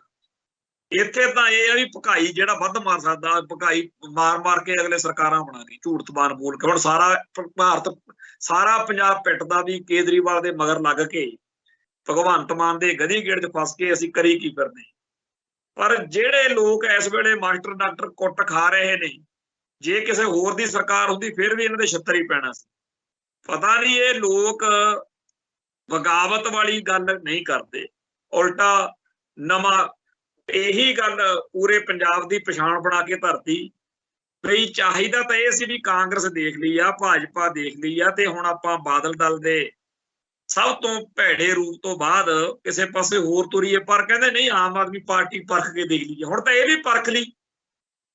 ਸੋ ਹੁਣ ਪੰਜਾਬ ਨੂੰ ਜਾਂ ਦੂਰ ਨੇੜੇ ਬੈਠੇ ਹੋਰ ਲੋਕਾਂ ਨੂੰ ਜਿਨ੍ਹਾਂ ਨੂੰ ਇਸ ਸਿਸਟਮ 'ਚ ਯਕੀਨ ਆ, ਉਹਨਾਂ ਨੂੰ ਹੱਥ ਬੰਨ੍ਹ ਕੇ ਬੇਨਤੀ ਆ ਵੀ ਸਰਦਾਰ ਸਿਮਰਨਜੀਤ ਸਿੰਘ ਮਾਨ ਨੂੰ ਜਾਂ ਜਿਹਨੂੰ ਵੀ ਹੋਰ ਤੁਸੀਂ ਚਾਹੁੰਦੇ ਹੋ ਕਿਸੇ ਦਾ ਨਾਲ ਹੁੰਦਾ, ਜਿਹੜਾ ਪੰਥ ਦੀ, ਖਾਲਿਸਤਾਨ ਦੀ ਗੱਲ ਕਰਦਾ ਹੋਵੇ, ਉਹਨੂੰ ਤੁਸੀਂ ਇੱਕ ਵਾਰੀ ਪੰਜਾਬ ਦਾ ਮੁੱਖ ਮੰਤਰੀ ਬਣਾਓ। ਇੰਨੇ ਕੁ ਉਹਨੂੰ ਵਿਧਾਇਕ ਜਿਤਾ ਕੇ ਦੇਖੋ, ਤਾਂ ਕਿ ਉਹ ਵੀ 2-3 ਸਾਲ ਆਪਦਾ ਹੰਡਾਉਣ ਤੋਂ ਬਾਅਦ ਤੁਹਾਨੂੰ ਦੱਸ ਸਕੇ, ਫੇਰ ਹੀ ਸ਼ਾਇਦ ਤੁਹਾਡਾ ਇਸ ਗੱਲ ਤੇ ਮਨ ਆ ਜਾਵੇ ਕਿ ਇਸ ਸਿਸਟਮ ਦੇ ਅੰਦਰੋਂ ਕੋਈ ਹੱਲ ਨਹੀਂ ਹੋ ਸਕਦਾ। ਫੇਰ ਹੀ ਇਸ ਪਾਸੇ ਨੂੰ ਤੁਰ ਪਵੋ ਕਿ ਇਸ ਸੰਵਿਧਾਨ ਦੇ ਅੰਦਰੋਂ ਮੁੱਖ ਮੰਤਰੀ ਬਣਨ ਦੀ ਗੱਲ ਛੱਡੋ, ਚਾਹੇ ਪ੍ਰਧਾਨ ਮੰਤਰੀ ਬਣ ਜਾਵੇ, ਇੱਥੇ ਕੱਖ ਨਹੀਂ ਬਣ ਸਕਦਾ। ਤੁਹਾਡੇ ਸਾਹਮਣੇ ਮੁੱਖ ਮੰਤਰੀ ਵੀ ਪਿੱਟ ਰਿਹਾ, ਸਰਦਾਰ ਭਗਵੰਤ ਸਿੰਘ ਮਾਨ ਨੇ ਅਸੈਂਬਲੀ 'ਚ ਖੜ ਕੇ ਕਿਹਾ ਕਿ ਸਰਦਾਰ ਸਿਮਰਨਜੀਤ ਸਿੰਘ ਦੀ ਮਾਨ ਵੀ ਆਪਣੇ ਸਾਹਮਣੇ ਆ, ਗੱਲ ਕੋਈ ਮਨੋਂ ਤਾਂ ਬਣਾਈਆਂ ਨਹੀਂ ਗੱਲਾਂ, ਪਰ ਇਹ ਗੱਲਾਂ ਇਸ ਕਰਕੇ ਕਰਨੀਆਂ ਪੈ ਰਹੀਆਂ ਨੇ ਕਿ ਇਸ ਮੁਲਕ ਦੇ ਸਿਸਟਮ ਨੂੰ ਸਮਝੇ ਬਗੈਰ ਬਾਹਰਲੇ ਮੁਲਕਾਂ 'ਚ ਬੈਠੇ ਕੁਝ ਸੱਜਣ ਇਉਂ ਸਮਝਦੇ ਆ ਕਿ ਜਿਵੇਂ ਉਹਨਾਂ ਮੁਲਕਾਂ ਦੇ ਵਿੱਚ ਏਦਾਂ ਕੀ ਪਤਾ ਹੋ ਜਾਂਦਾ ਹੋਵੇ। ਇੱਥੇ ਨਹੀਂ ਹੁੰਦਾ ਭਾਈ, ਇੱਥੇ ਨਹੀਂ ਹੈਗਾ। ਇਹ ਸਮਝਦੇ ਆ ਵੀ ਉੱਥੇ ਜੀ ਅਸੈਂਬਲੀ 'ਚ ਮਤਾ ਪਾਤਾ ਤੇ ਪਤਾ ਨਹੀਂ ਕੀ ਤੋਪ ਚੱਲ ਜਾਣੀ ਹੈ, ਕੱਖ ਨਹੀਂ ਹੋਣਾ। ਇੱਥੇ ਜੋ ਕੁਝ ਹੋ ਸਕਦਾ ਉਹ ਇਹੀ ਹੈ ਵੀ 1980 ਮਾਫ ਕਰਨਾ 1990 ਵਿੱਚ ਲੱਭਦੇ ਫਿਰਦੇ ਸੀ ਵੀ ਕਦੇ ਕੋਈ ਨੁਮਾਇੰਦਾ ਮਿਲੇ ਖਾੜਕੂਆਂ ਦਾ, ਉਹਨੂੰ ਕੀ ਹੈ ਸਾਡੇ ਨਾਲ ਬਹਿ ਕੇ ਗੱਲ ਨਿਬੇੜੋ ਜੀ। ਮਿੰਟਾਂ ਤਲ ਤੇ ਆਇਆ ਸੀ ਇੰਡੀਆ, ਤੇ ਉੱਪਰੋਂ ਇਹ ਕਿਹਾ ਵੀ ਸਾਨੂੰ ਕੋਈ ਓਵਰਗਰਾਉਂਡ ਬੰਦਾ ਦਿਓ ਜੀ। ਦਿੱਤਾ ਵੀ ਸੀ ਸਰਦਾਰ ਸਿਮਰਨਜੀਤ ਸਿੰਘ ਮਾਨ ਨੂੰ, ਸਾਰੀਆਂ ਖਾੜਕੂ ਧਿਰਾਂ ਨੇ ਆਪਦਾ ਨੁਮਾਇੰਦਾ ਬਣਾ ਕੇ ਭੇਜਿਆ ਸੀ ਦਿੱਲੀ। ਉਹ ਸਾਰਾ ਇਤਿਹਾਸ ਹੁਣ ਅੱਜ ਦੇ ਮਾਹੌਲ ਵਿੱਚ ਨਵੇਂ ਬੱਚਿਆਂ ਨੂੰ ਫੇਰ ਉਸੇ ਖੂਹ 'ਚ ਲਿਜਾ ਕੇ ਆਪਾਂ ਸੁੱਟ ਰਹੇ ਹਾਂ ਕਿ ਵੋਟਾਂ ਪਾਟਾਂ ਦੇ ਗਧੀ ਗੇੜ 'ਚ ਫਸੇ ਰਹੋ। ਤੋਂ ਇਸ ਮਾਹੌਲ ਦੇ ਵਿੱਚ ਸਿੱਖਾਂ ਨੂੰ ਹੀ ਦੋਸ਼ੀ ਬਣਾਇਆ ਜਾ ਰਿਹਾ। ਕਾਹਦਾ ਦੋਸ਼ ਹੈ ਸਿੱਖਾਂ ਦਾ? ਸਿੱਖ ਆਪਦੇ ਧਰਮ ਨੂੰ ਬਚਾਉਣਾ ਚਾਹੁੰਦੇ, ਸਿੱਖ ਆਪਦੇ ਹੱਕਾਂ ਲਈ, ਸਿੱਖ ਆਪਦੇ ਹਿੱਤਾਂ ਲਈ ਲੜਨਾ ਜਾਣਦੇ। ਬੜਾ ਕਹਿੰਦੇ ਗੁਨਾਹ ਆ ਸਿੱਖਾਂ ਦਾ ਵੀ ਆਰਾਮ ਨਾਲ ਖੜ ਕੇ ਆਪਦਾ ਹਿੰਦੂ ਘਰ ਨਹੀਂ ਹੋਣ ਦਿੰਦੇ। ਸਿੱਖਾਂ ਤੇ ਬੜਾ ਵੱਡਾ ਦੋਸ਼ ਆ ਕਿ 1947 ਤੋਂ ਜਿਹੜੇ ਧੋਖੇ ਹੋਏ, ਜਿਹੜੇ ਧੱਕੇ ਹੋਏ, ਜਿਹੜਾ ਜ਼ੁਲਮ ਹੋਇਆ, ਜਿਹੜੀਆਂ ਬੇਇਨਸਾਫੀਆਂ ਹੋਈਆਂ, ਉਹਦੀ ਗੱਲ ਕਰਨ ਨੂੰ ਨਹੀਂ। ਆਹ ਸਿੱਖਾਂ ਦਾ ਦੋਸ਼ ਬਣਾਇਆ ਹੋਇਆ ਵੀ ਸਿੱਖ ਆਪਦੇ ਵੱਖਰੇਪਣ, ਆਪਦੇ ਨਿਆਰੇਪਣ ਨੂੰ ਬਰਕਰਾਰ ਰੱਖਣ ਦੀ ਲੜਾਈ ਨਹੀਂ ਹਾਰਦੇ। ਸਿੱਖ ਆਰਾਮ ਨਾਲ ਮੰਨ ਕਿਉਂ ਨਹੀਂ ਲੈਂਦੇ ਵੀ ਅਸੀਂ ਕੇਸਾਧਾਰੀ ਹਿੰਦੂ? ਇਸ ਦੋਸ਼ ਦੇ ਤਹਿਤ ਸਿੱਖਾਂ ਨੂੰ ਸੂਲੀ ਟੰਗਿਆ ਹੋਇਆ ਤੇ ਜਿਹੜੇ ਤਾਂ ਜ਼ਿਆਦਾ ਬੁੜਕਦੇ ਆ ਉਹਨਾਂ ਨੂੰ ਕਤਲ ਕਰੋ, ਚਾਹੇ ਉਹ ਨਿੱਜਰ ਵਰਗੇ ਆ, ਪੰਨੂ ਵਰਗੇ ਆ। ਬਾਕੀ ਜਿਹੜੇ ਨੇ ਉਹਨਾਂ ਨੂੰ ਮਨਾਓ, ਉਹਨਾਂ ਨੂੰ, ਕਿਉਂਕਿ ਹਰ ਇੱਕ ਮਨੁੱਖ ਦੇ ਵਿੱਚ ਦੋ ਤਰ੍ਹਾਂ ਦਾ ਮਨੁੱਖ ਹੁੰਦਾ। ਇੱਕ ਤਾਂ ਉਦੋਂ ਜਦੋਂ ਉਹਨੂੰ ਕੌਮ ਦਾ ਦਰਦ ਖਿੱਚ ਕੇ ਲੈ ਕੇ ਜਾਂਦਾ ਤੇ ਹਰ ਕੁਰਬਾਨੀ ਲਈ ਆਪਦੇ ਆਪ ਨੂੰ ਤਿਆਰ ਕਰਦਾ, ਪਰ ਹਰ ਮਨੁੱਖ ਦੇ ਵਿੱਚ ਉਹਦੀਆਂ ਕਮਜ਼ੋਰੀਆਂ, ਮਜਬੂਰੀਆਂ, ਉਹਦੀਆਂ ਲੋੜਾਂ, ਹਰ ਮਨੁੱਖ ਦੀ ਇੱਕ ਸੀਮਾ ਹੁੰਦੀ ਹੈ, ਉਸ ਤੋਂ ਪਾਰ ਅੱਗੇ ਨਹੀਂ ਜਾ ਸਕਦਾ। ਉਦੋਂ ਫਿਰ ਭਾਰਤ ਮਾਤਾ ਕੀ ਜੈ ਵਾਲੇ ਆਪ ਬੋੜਦੇ ਆ। ਫਿਰ ਉਸ ਸਿੱਖ ਨੂੰ ਕਿਸੇ ਨਾ ਕਿਸੇ ਮਜਬੂਰੀ ਦੇ ਵਿੱਚ ਫਸਾ ਕੇ ਜਾਂ ਫਸੇ ਹੋਏ ਨੂੰ ਕੱਢਣ ਦਾ ਨਾਂ ਦੇ ਕੇ ਉਹਦੀ ਵਫਾਦਾਰੀ ਬਦਲਣ ਦੀ ਜਿੱਦ ਕਰਦੇ। ਬਹੁਤ ਸਾਰੇ ਅੜ ਜਾਂਦੇ ਆ, ਡਟ ਜਾਂਦੇ ਆ, ਮਰਨੀ ਮਰ ਜਾਂਦੇ ਆ, ਨਹੀਂ ਲਿਖਦੇ, ਨਹੀਂ ਮੁੱਚਦੇ, ਨਹੀਂ ਮੁੱਕਦੇ। ਪਰ ਬਹੁਤ ਸਾਰੇ ਇਹੋ ਜਿਹੇ ਵੀ ਹੋ ਸਕਦੇ ਆ ਜਿਹੜੇ ਆਪਦੇ ਅਕੀਦੇ ਨਾਲ, ਆਪਦੇ ਭਰੋਸੇ ਨਾਲ ਬੇਵਫਾਈ ਕਰਨ ਲਈ ਤਿਆਰ ਹੋ ਜਾਣ। ਕੈਨੇਡਾ, ਅਮਰੀਕਾ ਤੇ ਹੋਰਨਾਂ ਮੁਲਕਾਂ 'ਚ ਇਹੋ ਜਿਹੇ ਬੜੇ ਲੋਕ ਨੇ ਜਿਨ੍ਹਾਂ ਦੇ ਉੱਤੇ ਬੜਾ ਕਿਸੇ ਵੇਲੇ ਪੰਥ ਨੂੰ ਫਖਰ ਰਿਹਾ, ਪਰ ਬਾਅਦ ਵਿੱਚ ਉਹਨਾਂ ਦੀਆਂ ਕਮਜ਼ੋਰੀਆਂ ਦਾ ਸ਼ੋਸ਼ਣ ਕਰਕੇ ਉਹਨਾਂ ਨੂੰ ਭਾਰਤ ਮਾਤਾ ਨੂੰ ਮੱਥਾ ਟੇਕਣ ਲਈ ਕਿਹਾ ਗਿਆ। ਉਹਨਾਂ ਤੋਂ ਆਪਦੀ ਕੌਮ ਨਾਲ ਬੇਵਫਾਈ ਕਰਵਾਉਣ ਦਾ ਕਹਿਰ ਕਰਵਾਇਆ ਗਿਆ। ਇਹੋ ਜਿਹੇ ਬਹੁਤ ਲੋਕ ਨੇ ਜਿਨ੍ਹਾਂ ਨੂੰ ਅਸੀਂ ਜਾਣਦੇ ਹਾਂ ਕਿ ਉਹਨਾਂ ਨੇ ਕਦੇ ਕਿਸੇ ਵਕਤ ਪੈਰ ਗੱਡ ਕੇ ਪੰਥ ਦੀ ਪੈਰਵਾਈ ਕੀਤੀ, ਕੌਮ ਦੀ ਲੜਾਈ ਲੜੀ, ਤੇ ਅਸੀਂ ਉਹਨਾਂ ਦਾ ਉਹ ਰੂਪ ਵੀ ਦੇਖਿਆ ਜਦੋਂ ਉਹਨਾਂ ਨੇ ਵਫਾਦਾਰੀ ਬਦਲ ਲਈ।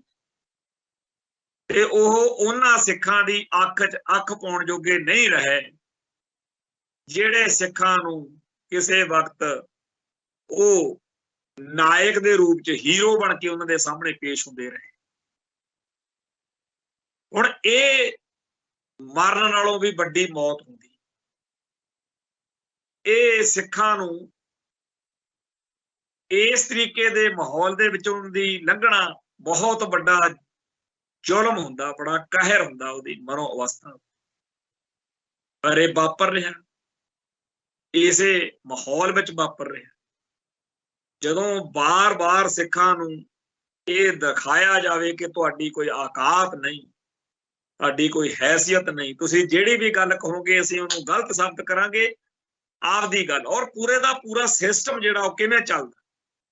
ਚੇਤੇ ਕਰੋ KPS ਗਿੱਲ ਦੇ ਮੌਕੇ ਜਿਹਨੇ ਐਡਾ ਭਾਰੀ ਸਿੱਖਾਂ ਦੀ ਨਸਲਕੁਸ਼ੀ ਕੀਤੀ, ਬੰਦੇ ਮਾਰ-ਮਾਰ ਢੇਰੀਆਂ ਲਾਤੀਆਂ, ਦਾਅਵੇ ਕਰਦਾ ਹੁੰਦਾ ਸੀ ਤੇ ਜਿੰਨੇ ਕੁ ਬੰਦੇ ਮੈਂ ਮਾਰਤੇ ਆ ਹੁਣ ਨਹੀਂ ਕੋਈ ਗੱਲ। ਇਹ ਉਹਨੇ ਔਨ ਰਿਕਾਰਡ ਕਿਹਾ ਹੋਇਆ, ਡਾਕਟਰ ਸੰਗਤ ਸਿੰਘ ਦੀ ਕਿਤਾਬ ਆ ਪਈ ਆ, ਉਹ 'ਚ ਲਿਖਿਆ ਸਾਰਾ ਕੁਝ। ਤੇ ਉਹਦੇ ਬਾਰੇ ਹੀ 1993 ਦੇ ਵਿੱਚ ਇੱਕ ਮੁਕੱਦਮੇ ਦੇ ਵਿੱਚ ਕਹਿ ਰਹੀ ਸੀ ਮੁਲਕ ਦੀ ਸੁਪਰੀਮ ਕੋਰਟ ਕਿ KPS ਗਿੱਲ ਦੀ ਕਮਾਂਡ ਹੇਠ ਪੰਜਾਬ ਪੁਲਿਸ ਇੱਕ ਬੇਲਗਾਮ ਤੇ ਤਾਨਾਸ਼ਾਹ ਫੋਰਸ ਬਣ ਚੁੱਕੀ ਹੈ। ਕੰਮ ਉਹ ਤੋਂ ਪੂਰਾ ਲਿਆ, ਮੁੜ ਕੇ ਉਹਦੇ ਉੱਤੇ ਹੀ ਸਾਰਾ ਭਾਂਡਾ ਭੰਨਤਾ ਵੀ ਇਹੀ ਭੈੜਾ। ਇਵੇਂ ਹੀ ਇਸ ਮੌਕੇ ਹਾਈ ਕੋਰਟ ਨੇ ਇਹ ਗੱਲ ਕਹੀ ਆ ਕਿ ਪੰਜਾਬ ਦੇ ਵਿੱਚ ਜਿਹੜਾ ਨਸ਼ਿਆਂ ਦਾ ਦਰਿਆ ਵਗ ਰਿਹਾ, ਇਹਦੇ ਵਿੱਚ ਇਸ ਕਰਤੂਤ ਵਿੱਚ ਜਿਹੜੀ ਪੰਜਾਬ ਦੀ ਪੁਲਿਸ ਆ, ਵੱਡੇ ਅਧਿਕਾਰੀ, ਉਹਨਾਂ ਦੀ ਮਿਲੀ ਭੁਗਤ। ਪੰਜਾਬ ਦੇ ਵਿੱਚ ਨਸ਼ੇ ਆਉਣ, ਨਸ਼ੇ ਵਿਕਣ, ਉਹਦੇ ਲਈ ਪੁਲਿਸ ਨੂੰ ਅਦਾਲਤ ਮੰਨੇ ਕਿ ਉਹ ਨਾਲ ਰਲੀ ਹੋਈ ਆ ਤੇ ਪੂਰੇ ਦੇ ਪੂਰੇ ਸਿਸਟਮ ਤੇ ਲੋਕ ਯਕੀਨ ਕਰੀ ਫਿਰਦੇ ਆ ਵੀ ਜੀ ਇਹ ਨਸ਼ੇ ਮੁਕਾਓ। ਤੇ ਜਿਹੜੀ ਪੁਲਿਸ ਦੇ ਮੁਖੀ KPS ਗਿੱਲ ਨੂੰ ਸੁਪਰੀਮ ਕੋਰਟ ਕਹਿ ਰਹੀ ਆ ਵੀ ਉਹਨੇ ਬੇਲਗਾਮ ਤੇ ਤਾਨਾਸ਼ਾਹ ਫੋਰਸ ਬਣਾਤੀ ਹੈ, ਉਸ ਪੁਲਿਸ ਫੋਰਸ ਉੱਤੇ ਜਾਂ ਉਸ ਸਿਸਟਮ ਉੱਤੇ ਸਿੱਖ ਯਕੀਨ ਕਰਦੇ ਫਿਰਦੇ ਆ ਵੀ ਇਹ ਸਾਨੂੰ ਹੱਕ ਮਿਲਣਗੇ, ਇਨਸਾਫ ਦੇਣਗੇ। ਬਹੁਤ ਹੀ ਜ਼ਿਆਦਾ ਔਖੇ, ਗਲਤ ਅਤੇ ਭੈੜੇ ਜਦੋਂ ਲੀਡਰਸ਼ਿਪ, ਸਿੱਖ ਲੀਡਰਸ਼ਿਪ, ਸਿੱਖਾਂ ਦੀ ਧਾਰਮਿਕ ਅਤੇ ਸਿਆਸੀ ਲੀਡਰਸ਼ਿਪ ਕਦੇ ਨਜ਼ਰ ਮਾਰ ਕੇ, ਕਦੇ ਪਰਖ ਦੇ ਵਿੱਚ, ਕਦੇ ਤੋਲ ਕੇ ਤਾਂ ਦੇਖੀਏ। ਆ ਭਾਈ ਬਲਵੰਤ ਸਿੰਘ ਰਾਜੋਆਣਾ, ਉਹਨੇ ਬਾਕੀ ਸਾਰੇ ਸਿੱਖ ਜਿਹੜਾ ਚ ਨਜ਼ਰਬੰਦ ਸਿੰਘਾਂ ਨਾਲੋਂ ਵੱਖਰੀ ਰਾਹ ਫੜੀ। ਉਹਨੇ ਬਾਦਲ ਕਿਆਂ ਦੇ ਨਾਲ ਸੁਰ ਮਿਲਾ ਲਈ। ਤੇ ਇਹ ਵੀ ਗੱਲ ਆਪਦੀ ਥਾਂ ਤੇ ਆ ਵੀ ਹੁਣ ਕਾਂਗਰਸ ਤੋਂ ਜਾਂ ਭਾਜਪਾ ਤੋਂ ਜਾਂ ਕਿਸੇ ਹੋਰ ਤੋਂ ਤਾਂ ਉਹਨੇ ਜੇ ਅਕਾਲੀ ਕਹਾਉਣ ਵਾਲੇ ਸ਼੍ਰੋਮਣੀ ਅਕਾਲੀ ਦਲ ਤੋਂ ਆਸ ਰੱਖੀ ਤਾਂ ਕੀ ਮਾੜਾ ਕੀਤਾ, ਇਹ ਵੀ ਇੱਕ ਪੱਖ। ਪਰ ਸ਼੍ਰੋਮਣੀ ਅਕਾਲੀ ਦਲ ਨੇ, ਬਾਦਲ ਦਲ ਨੇ ਉਹਨੂੰ ਆਪਦੇ ਸਵਾਰਥਾਂ ਲਈ ਡਟ ਕੇ, ਰੱਜ ਕੇ ਵਰਤਿਆ। ਬਾਕੀ ਜੁਝਾਰੂਆਂ ਦੇ ਖਿਲਾਫ ਵੀ ਵਰਤਿਆ। ਜਦੋਂ ਦੁਨੀਆ ਇਹ ਸੁਣਦੀ ਸੀ ਕਿ ਭਾਈ ਜਗਤਾਰ ਸਿੰਘ ਹਵਾਰੇ ਦੇ ਖਿਲਾਫ ਬੋਲਦਾ ਬਾਦਲ, ਸੁਖਬੀਰ ਬਾਦਲ, ਜਾਂ ਪ੍ਰੋਫੈਸਰ ਭੁੱਲਰ ਦੇ ਮਾਮਲੇ ਵਿੱਚ, ਜਾਂ ਹੋਰ ਜਿਹਨਾਂ 'ਚ ਨਜ਼ਰਬੰਦ ਸਿੰਘਾਂ ਦੇ ਮਾਮਲੇ ਵਿੱਚ ਬਾਦਲ ਦਲ ਦਾ, ਤੇ ਲੋਕਾਂ ਨੂੰ ਲੱਗਦਾ ਸੀ ਵੀ ਚਲੋ ਬਾਕੀਆਂ ਦੀ ਗੱਲ ਖਾਧੀ ਕੜੀ, ਜੇ ਭਾਈ ਰਾਜੋਆਣੇ ਦੀ ਹੋਈ ਫਾਂਸੀ ਜਿਹੜੀ ਆ ਤੜਵਾ ਕੇ ਉਹਨੂੰ ਘਰੇ ਉੱਪੜਦਾ ਕਰ ਦੇਣ, ਅਸੀਂ ਤਾਂ ਵੀ ਧੰਨਵਾਦੀ ਹੋਵਾਂਗੇ, ਚਲੋ ਕਿਸੇ ਨੂੰ ਤਾਂ ਛਡਾਇਆ। ਪਰ ਤੁਹਾਡੇ ਸਾਹਮਣੇ ਆ ਕਿੰਨੇ ਸਾਲ, ਕਿੰਨਾ ਵਕਤ BJP ਨਾਲ ਸਾਂਝ ਰਹੀ ਤੇ ਬੜੀ ਮੌਜ ਨਾਲ ਕਹਿ ਸਕਦੇ ਸੀ ਕਿ ਨਾ ਬਣਾਇਓ ਜੀ ਸਾਡੇ ਵਿੱਚੋਂ ਕਿਸੇ ਨੂੰ ਮੰਤਰੀ ਵਜ਼ਾਰਤ, ਪਰ ਭਾਈ ਰਾਜੋਆਣੇ ਵਾਲਾ ਮਾਮਲਾ ਨਿਬੇੜ, ਅਸੀਂ ਪੰਥ 'ਚ ਖੜਨ ਜੋਗੇ ਹੋ ਜਾਾਂਗੇ, ਅਸੀਂ ਕਹਿਣ ਜੋਗੇ ਹੋ ਜਾਾਂਗੇ ਕਿ ਸਾਤੋਂ ਕੁਝ ਹੋਰ ਨਹੀਂ ਸਰਿਆ ਤਾਂ ਘੱਟੋ ਘੱਟ ਅਸੀਂ ਆਹ ਕੰਮ ਤਾਂ ਕਰਤਾ। ਅਸੀਂ ਭਾਈ ਰਾਜੋਆਣਾ ਜਿਹੜਾ ਉਹਨੂੰ ਬਾਹਰ ਲੈ ਆਂਦਾ। ਪਰ ਨਾ ਤਾਂ ਪਤੀ ਪਤਨੀ ਵਾਲਾ ਰਿਸ਼ਤਾ ਨਿਭਾਉਂਦਿਆਂ ਨੇ ਉਦੋਂ ਕਦੇ ਇਸ ਗੱਲ ਦਾ ਨਾਂ ਲਿਆ, ਤੇ ਨਾ ਰਾਜੋਆਣਾ ਸਾਹਿਬ ਦੀ ਰਿਹਾਈ ਹੋਈ। ਤੇ ਰਾਜੋਆਣਾ ਸਾਹਿਬ ਜਿਹਦੇ ਹੱਕ ਵਿੱਚ ਸਾਰਾ ਸਿੱਖ ਜਗਤ ਅੱਜ ਵੀ ਉਵੇਂ ਹੀ ਹੈ, ਕੋਈ ਸਿੱਖ ਨਹੀਂ ਧਰਤੀ ਤੇ ਲੱਭੂ ਤੁਹਾਨੂੰ ਜਿਹੜਾ ਕਵੇ ਕਿ ਰਾਜੋਆਣਾ ਅੰਦਰ ਰਹਿਣਾ ਚਾਹੀਦਾ। ਸਾਰੇ ਚਾਹੁੰਦੇ ਆ ਕਿ ਸਾਰੇ ਹੀ ਬਾਹਰ ਆਉਣ, ਰਾਜੋਆਣਾ ਵੀ ਬਾਹਰ ਆ। ਪਰ ਉਹਨੇ ਆਪਦੇ ਸੁਭਾਅ ਮੁਤਾਬਕ ਜਾਂ ਜੋ ਉਹਨੂੰ ਠੀਕ ਲੱਗਿਆ, ਕਈ ਵਾਰੀ ਉਹਨੇ ਸਿੱਖਾਂ ਦੇ ਦਿਲ ਦਿਖਾਉਣ ਵਾਲੀਆਂ ਗੱਲਾਂ ਕੀਤੀਆਂ। ਤੇ ਉਸ ਸਾਰੇ ਚੱਕਰ ਤੋਂ ਬਾਅਦ ਅੱਜ ਭਾਈ ਰਾਜੋਆਣਾ ਜਿਹੜਾ ਹੈ ਉਹਨੇ ਸਾਰੇ ਪਰਦੇ ਫਾਸ਼ ਕਰ ਦਿੱਤੇ ਹੈ। ਬੇਸ਼ੱਕ ਪੰਥਕ ਤੌਰ ਦੇ ਉੱਤੇ ਸਾਨੂੰ ਇਸ ਗੱਲ ਦੇ ਉੱਤੇ ਔਖਾ ਵੀ ਲੱਗਦਾ ਹੈ, ਪਰ ਉਹਨੇ ਜਿਹੜੀਆਂ ਗੱਲਾਂ ਨੰਗੀਆਂ ਕੀਤੀਆਂ ਨੇ ਇਸ ਚਿੱਠੀ ਦੇ ਵਿੱਚ ਕਿ ਜੀ ਤੁਸੀਂ ਸਾਨੂੰ ਦੱਸੋ ਤਾਂ ਸਹੀ, ਮੇਰੇ ਸਾਹਮਣੇ 25 ਮਾਰਚ ਕਹਿੰਦਾ 2012 ਤੋਂ ਮੇਰੀ ਫਾਂਸੀ ਦੀ ਜਿਹੜੀ ਸਜ਼ਾ ਸੀ ਉਹਨੂੰ ਉਮਰ ਕੈਦ ਵਿੱਚ ਬਦਲਣ ਦੀ ਜਿਹੜੀ ਅਪੀਲ ਰਾਸ਼ਟਰਪਤੀ ਕੋਲ ਗਈ ਉਹ 'ਚ 11 ਸਾਲ ਤੇ 8 ਮਹੀਨੇ ਹੋ ਗਏ ਤੇ 4 ਰਾਸ਼ਟਰਪਤੀ ਬਦਲ ਗਏ। ਕੇਂਦਰ ਦੀ ਸਰਕਾਰ 4 ਵਾਰ ਬਦਲਣ ਵਾਲੀ ਹੋ ਗਈ, ਚੌਥੀ ਵਾਰ ਬਦਲਣ ਵਾਲੀ ਹੈ। ਸ਼੍ਰੋਮਣੀ ਕਮੇਟੀ ਦੇ 5 ਪ੍ਰਧਾਨ ਬਦਲ ਗਏ, ਅਕਾਲ ਤਖਤ ਸਾਹਿਬ ਦੇ 3 ਜਥੇਦਾਰ ਬਦਲ ਗਏ, ਪਰ ਇਸ ਸਾਰੇ 17 ਸਾਲਾਂ ਦੌਰਾਨ ਮੇਰੀ ਚੱਕੀ ਨਹੀਂ ਬਦਲੀ। ਮੈਂ ਉਸੇ ਫਾਂਸੀ ਵਾਲੀ ਕੋਠੜੀ 'ਚ ਬੈਠਾ। ਤੇ ਉਹਨੇ ਸ਼੍ਰੋਮਣੀ ਕਮੇਟੀ ਦੇ ਪ੍ਰਧਾਨ ਨੂੰ ਇਹ ਗੱਲ ਕਹੀ ਆ ਵੀ ਜਿਹੜੇ ਕਾਂਗਰਸੀ ਲੀਡਰ ਨੇ ਜਿਨ੍ਹਾਂ ਨੇ ਅਕਾਲ ਤਖਤ ਸਾਹਿਬ ਢਾਇਆ, ਜਿਨ੍ਹਾਂ ਦੇ ਖਿਲਾਫ ਸਾਡੇ ਪੰਥ ਨੇ ਏਡੀ ਲੜਾਈ ਲੜੀ, ਉਹਨਾਂ ਹੁਕਮਰਾਨਾਂ ਨਾਲ ਸਾਡੇ ਜ਼ਿੰਮੇਵਾਰ ਜਿਹੜੇ ਆਗੂ ਨੇ ਸੰਸਥਾਵਾਂ ਦੇ, ਉਹ ਉਹਨਾਂ ਦੇ ਘਰਾਂ 'ਚ ਜਾ ਕੇ ਅਰਦਾਸਾਂ ਕਰਦੇ ਫਿਰਦੇ ਆ, ਉਹਨਾਂ ਨੂੰ ਜੱਫੀਆਂ ਪਾਉਂਦੇ ਆ ਤੇ ਉਹਨਾਂ ਲਈ ਸ਼ੁਭ ਭਾਵਨਾਵਾਂ ਪ੍ਰਗਟ ਕਰ ਰਹੇ ਨੇ। ਤੇ ਅਸੀਂ ਜਿਨ੍ਹਾਂ ਨੇ ਢੱਠੇ ਹੋਏ ਅਕਾਲ ਤਖਤ ਨੂੰ ਜਾਂ ਪੰਥ ਦੀ ਕਾਂਗਰਸ ਵੱਲੋਂ ਹੋ ਰਹੀ ਇਸ ਦੁਰਗਤੀ ਨੂੰ ਦੇਖ ਕੇ ਆਪਦਾ ਜੀਵਨ ਦਾਅ ਤੇ ਲਾਤਾ, ਅਸੀਂ ਕਿੱਧਰ ਜਾਈਏ? ਤੇ ਅਸੀਂ ਤਾਂ ਜ਼ਿੰਮੇਵਾਰ ਆਗੂਆਂ ਦੇ ਧੋਖੇ ਦੇ ਸ਼ਿਕਾਰ ਹੋ ਗਏ, ਕਿਉਂਕਿ ਇਹ ਲੋਕ ਮੇਰੇ ਫੈਸਲੇ ਲਈ ਅਤੇ ਮੇਰੀ ਰਿਹਾਈ ਲਈ ਕੋਸ਼ਿਸ਼ਾਂ ਕਰਨ ਦਾ ਦਾਅਵਾ ਕਰਦੇ ਆ, ਜਿਹੜੇ ਕਾਂਗਰਸੀਆਂ ਨੂੰ ਜੱਫੀਆਂ ਪਾਉਂਦੇ। ਅੱਗੇ ਭਾਈ ਰਾਜੋਆਣੇ ਨੇ ਇਹ ਗੱਲ ਠੋਕ ਵਜਾ ਕੇ ਲਿਖੀ ਆ ਵੀ ਜਿਹੜੇ ਸ਼੍ਰੋਮਣੀ ਕਮੇਟੀ ਅਤੇ ਅਕਾਲੀ ਦਲ ਦੇ ਆਗੂ ਆ, ਇਹਨਾਂ ਨੇ ਆਪਦੇ ਬਣਦੇ ਫਰਜ਼ ਨਹੀਂ ਨਿਭਾਏ। ਇਹਨਾਂ ਨੂੰ ਅਕਾਲ ਤਖਤ ਸਾਹਿਬ ਜੀ ਦੇ ਸਨਮੁਖ ਖੜ ਕੇ ਸਮੁੱਚੇ ਖਾਲਸਾ ਪੰਥ ਤੋਂ ਮਾਫੀ ਮੰਗਣੀ ਚਾਹੀਦੀ ਆ ਤੇ ਮੈਂ 5 ਦਸੰਬਰ ਤੋਂ ਭੁੱਖ ਹੜਤਾਲ ਰੱਖ ਲੈਣੀ ਆ, ਨਹੀਂ ਤਾਂ ਜਿਹੜੀ ਤੁਸੀਂ ਅਪੀਲ ਕੀਤੀ ਹੋਈ ਆ ਮੇਰੇ ਮਾਮਲੇ 'ਚ ਜੇ ਉਹਨੂੰ ਵਾਪਸ ਨਾ ਲਿਆ। ਇਹ ਜਿਹੜੀ ਚਿੱਠੀ ਆ ਇਹ ਇਤਿਹਾਸਕ ਤੌਰ ਦੇ ਉੱਤੇ ਬਹੁਤ ਸਾਰੇ ਪੱਖਾਂ ਨੂੰ ਉਭਾਰਦੀ ਆ, ਉਜਾਗਰ ਕਰਦੀ ਆ। ਖਾਸ ਤੌਰ ਦੇ ਉੱਤੇ ਬਾਕੀਆਂ ਸਿਆਸੀ ਧਿਰਾਂ ਦੀ ਗੱਲ ਛੱਡੋ, ਬਾਦਲ ਦਲ ਦਾ ਸਾਰਾ ਰੰਗ ਭਾਗ ਨੰਗਾ ਕਰਤਾ। ਕਿਵੇਂ ਰਾਜੋਆਣੇ ਨੇ ਆਪਦੀ ਭੈਣ ਨੂੰ ਕਮਲਦੀਪ ਨੂੰ ਸੰਗਰੂਰ ਤੋਂ ਚੋਣ ਵੀ ਲੜਾਈ, ਭਾਵੇਂ ਬੇਸ਼ੱਕ ਮਾਨ ਸਾਹਿਬ ਜਿੱਤ ਗਏ, ਕੀ ਕੁਝ ਨਹੀਂ ਕੀਤਾ ਰਾਜੋਆਣਾ ਸਾਹਿਬ ਨੇ। ਪੂਰਾ ਭਰੋਸਾ ਔਰ ਬੜੇ ਲੋਕਾਂ ਨੂੰ ਆਪਦੇ ਭਾਈ ਰਾਜੋਆਣੇ ਦੀਆਂ ਕਈ ਗੱਲਾਂ ਤੋਂ ਇਤਰਾਜ਼, ਪਰ ਆਪਣੇ ਸਾਹਮਣੇ ਕਿ ਅੱਜ ਉਹ ਬੰਦੇ ਨੂੰ ਇਹ ਗੱਲ ਕਹਿਣੀ ਪੈ ਰਹੀ ਹੈ ਕਿ ਤੁਹਾਨੂੰ ਮਾਫੀ ਮੰਗਣੀ ਚਾਹੀਦੀ ਆ। ਪਰ ਮਾਫੀ ਤਾਂ ਇਹਨਾਂ ਨੇ ਸਾਹਿਬ ਸ਼੍ਰੀ ਗੁਰੂ ਗ੍ਰੰਥ ਸਾਹਿਬ ਜੀ ਦੇ ਪਾਵਨ ਸਰੂਪਾਂ ਵਾਲੇ ਮਾਮਲੇ 'ਚ ਜਿਹੜੇ ਗਾਇਬ ਹੋ ਗਏ, ਜਾਂ ਬਰਗਾੜੀ ਬੇਅਦਬੀ, ਜਾਂ ਹੋਰ ਬੜੇ ਮਸਲੇ ਜਿੱਥੇ ਹੋਰ ਤਾਂ ਹੋਰ ਜਿਹੜੇ ਪੁਲਿਸੀਆਂ ਨੇ ਭਾਈ ਰਾਜੋਆਣੇ ਦੀ ਫਾਂਸੀ ਵਾਲੇ ਮਾਮਲੇ 'ਚ ਇੱਕ ਬੇਦੋਸ਼ਾ ਨੌਜਵਾਨ ਜਸਪਾਲ ਸਿੰਘ ਚੌੜ ਸਿੱਧਵਾਂ ਗੁਰਦਾਸਪੁਰ ਦੇ ਵਿੱਚ ਕਤਲ ਕਰਤਾ ਸੀ, ਲੁਧਿਆਣੇ ਦਰਸ਼ਨ ਸਿੰਘ ਲਹਾਰਾ ਕਤਲ ਕਰਤਾ ਸੀ, ਇੱਕ ਮਾਫੀ ਕਰਤੀ। ਕੁੱਲ ਮਿਲਾ ਕੇ ਇਸ ਮੁਲਕ ਦੇ ਇਸ ਸਿਸਟਮ ਦੇ ਵਿੱਚ ਐਵੇਂ ਕਹੀ ਜਾਣਾ ਕਿ ਫਲਾਨਾ ਲੀਡਰ ਤੋਂ ਬਸ ਬੱਬ ਬੁਲਾ ਦੂ ਜੀ, ਫਲਾਨੀ ਸਿਆਸੀ ਪਾਰਟੀ ਤੋਪੇ ਤੋੜ ਦੂ, ਫਲਾਨਾ ਇਹ ਕਰ ਦੂ, ਇਹ ਸਾਰੀਆਂ ਆਪਣੀਆਂ ਜਬੜੀਆਂ ਨੇ। ਹਕੀਕਤ ਇਹ ਆ ਕਿ ਇਸ ਮੁਲਕ ਦੇ ਸਿਸਟਮ ਦੇ ਵਿੱਚ ਸਿੱਖਾਂ ਲਈ ਕਿਤੇ ਵੀ ਕੋਈ ਇਨਸਾਫ ਦੀ ਆਸ ਨਹੀਂ ਹੈ। ਇਸ ਸਿਸਟਮ ਦੇ ਅੰਦਰ ਸਿੱਖਾਂ ਦਾ ਕੱਖ ਨਹੀਂ ਜੇ ਬਣਨਾ, ਤੇ ਇਹਦੇ ਹੱਲ ਲਈ ਸਿੱਖਾਂ ਨੂੰ ਜਿੰਨਾ ਟਾਈਮ, ਜਦੋਂ ਆਪਾਂ ਇਹੀ ਸੋਚਦੇ ਰਵਾਂਗੇ ਵੀ ਆਹੀ ਰਾਹ, ਜਿੰਨਾ ਟਾਈਮ ਉਸ ਰਾਹ ਨੂੰ ਬੰਦ ਕਰਕੇ ਫੇਰ ਹੀ ਆਪਾਂ ਦੂਜਾ ਤੀਜਾ ਚੌਥਾ ਰਾਹ ਲੱਭਣ ਤੁਰਾਂਗੇ। ਪਰ ਅਜੇ ਸਾਡੀ ਕੌਮ ਅਜੇ ਹੋਰ ਪਤਾ ਨਹੀਂ ਕਿੰਨਾ ਕੁ ਇਸ ਗਧੀ ਗੇੜ ਵਿੱਚ ਖੱਜਲ ਹੋਊਗੀ। ਖੈਰ, ਉਸ ਅਕਾਲ ਪੁਰਖ ਦੇ दरां ते खड़ के हमेशा अरदास करीदी आ ते सानू यकीन आ कि एक दिन वो आऊगा जदों यूएनओ दे विच होरनां मुल्कां दे विचाले खालिस्तान दा झंडा भी झुलूगा। इत्थे समाप्ति है, कल फिर मिलांगे जी। नानक नाम चढ़दी कला, तेरे भाणे सरबत दा भला। वाहिगुरू जी का खालसा, वाहिगुरू जी की फतेह।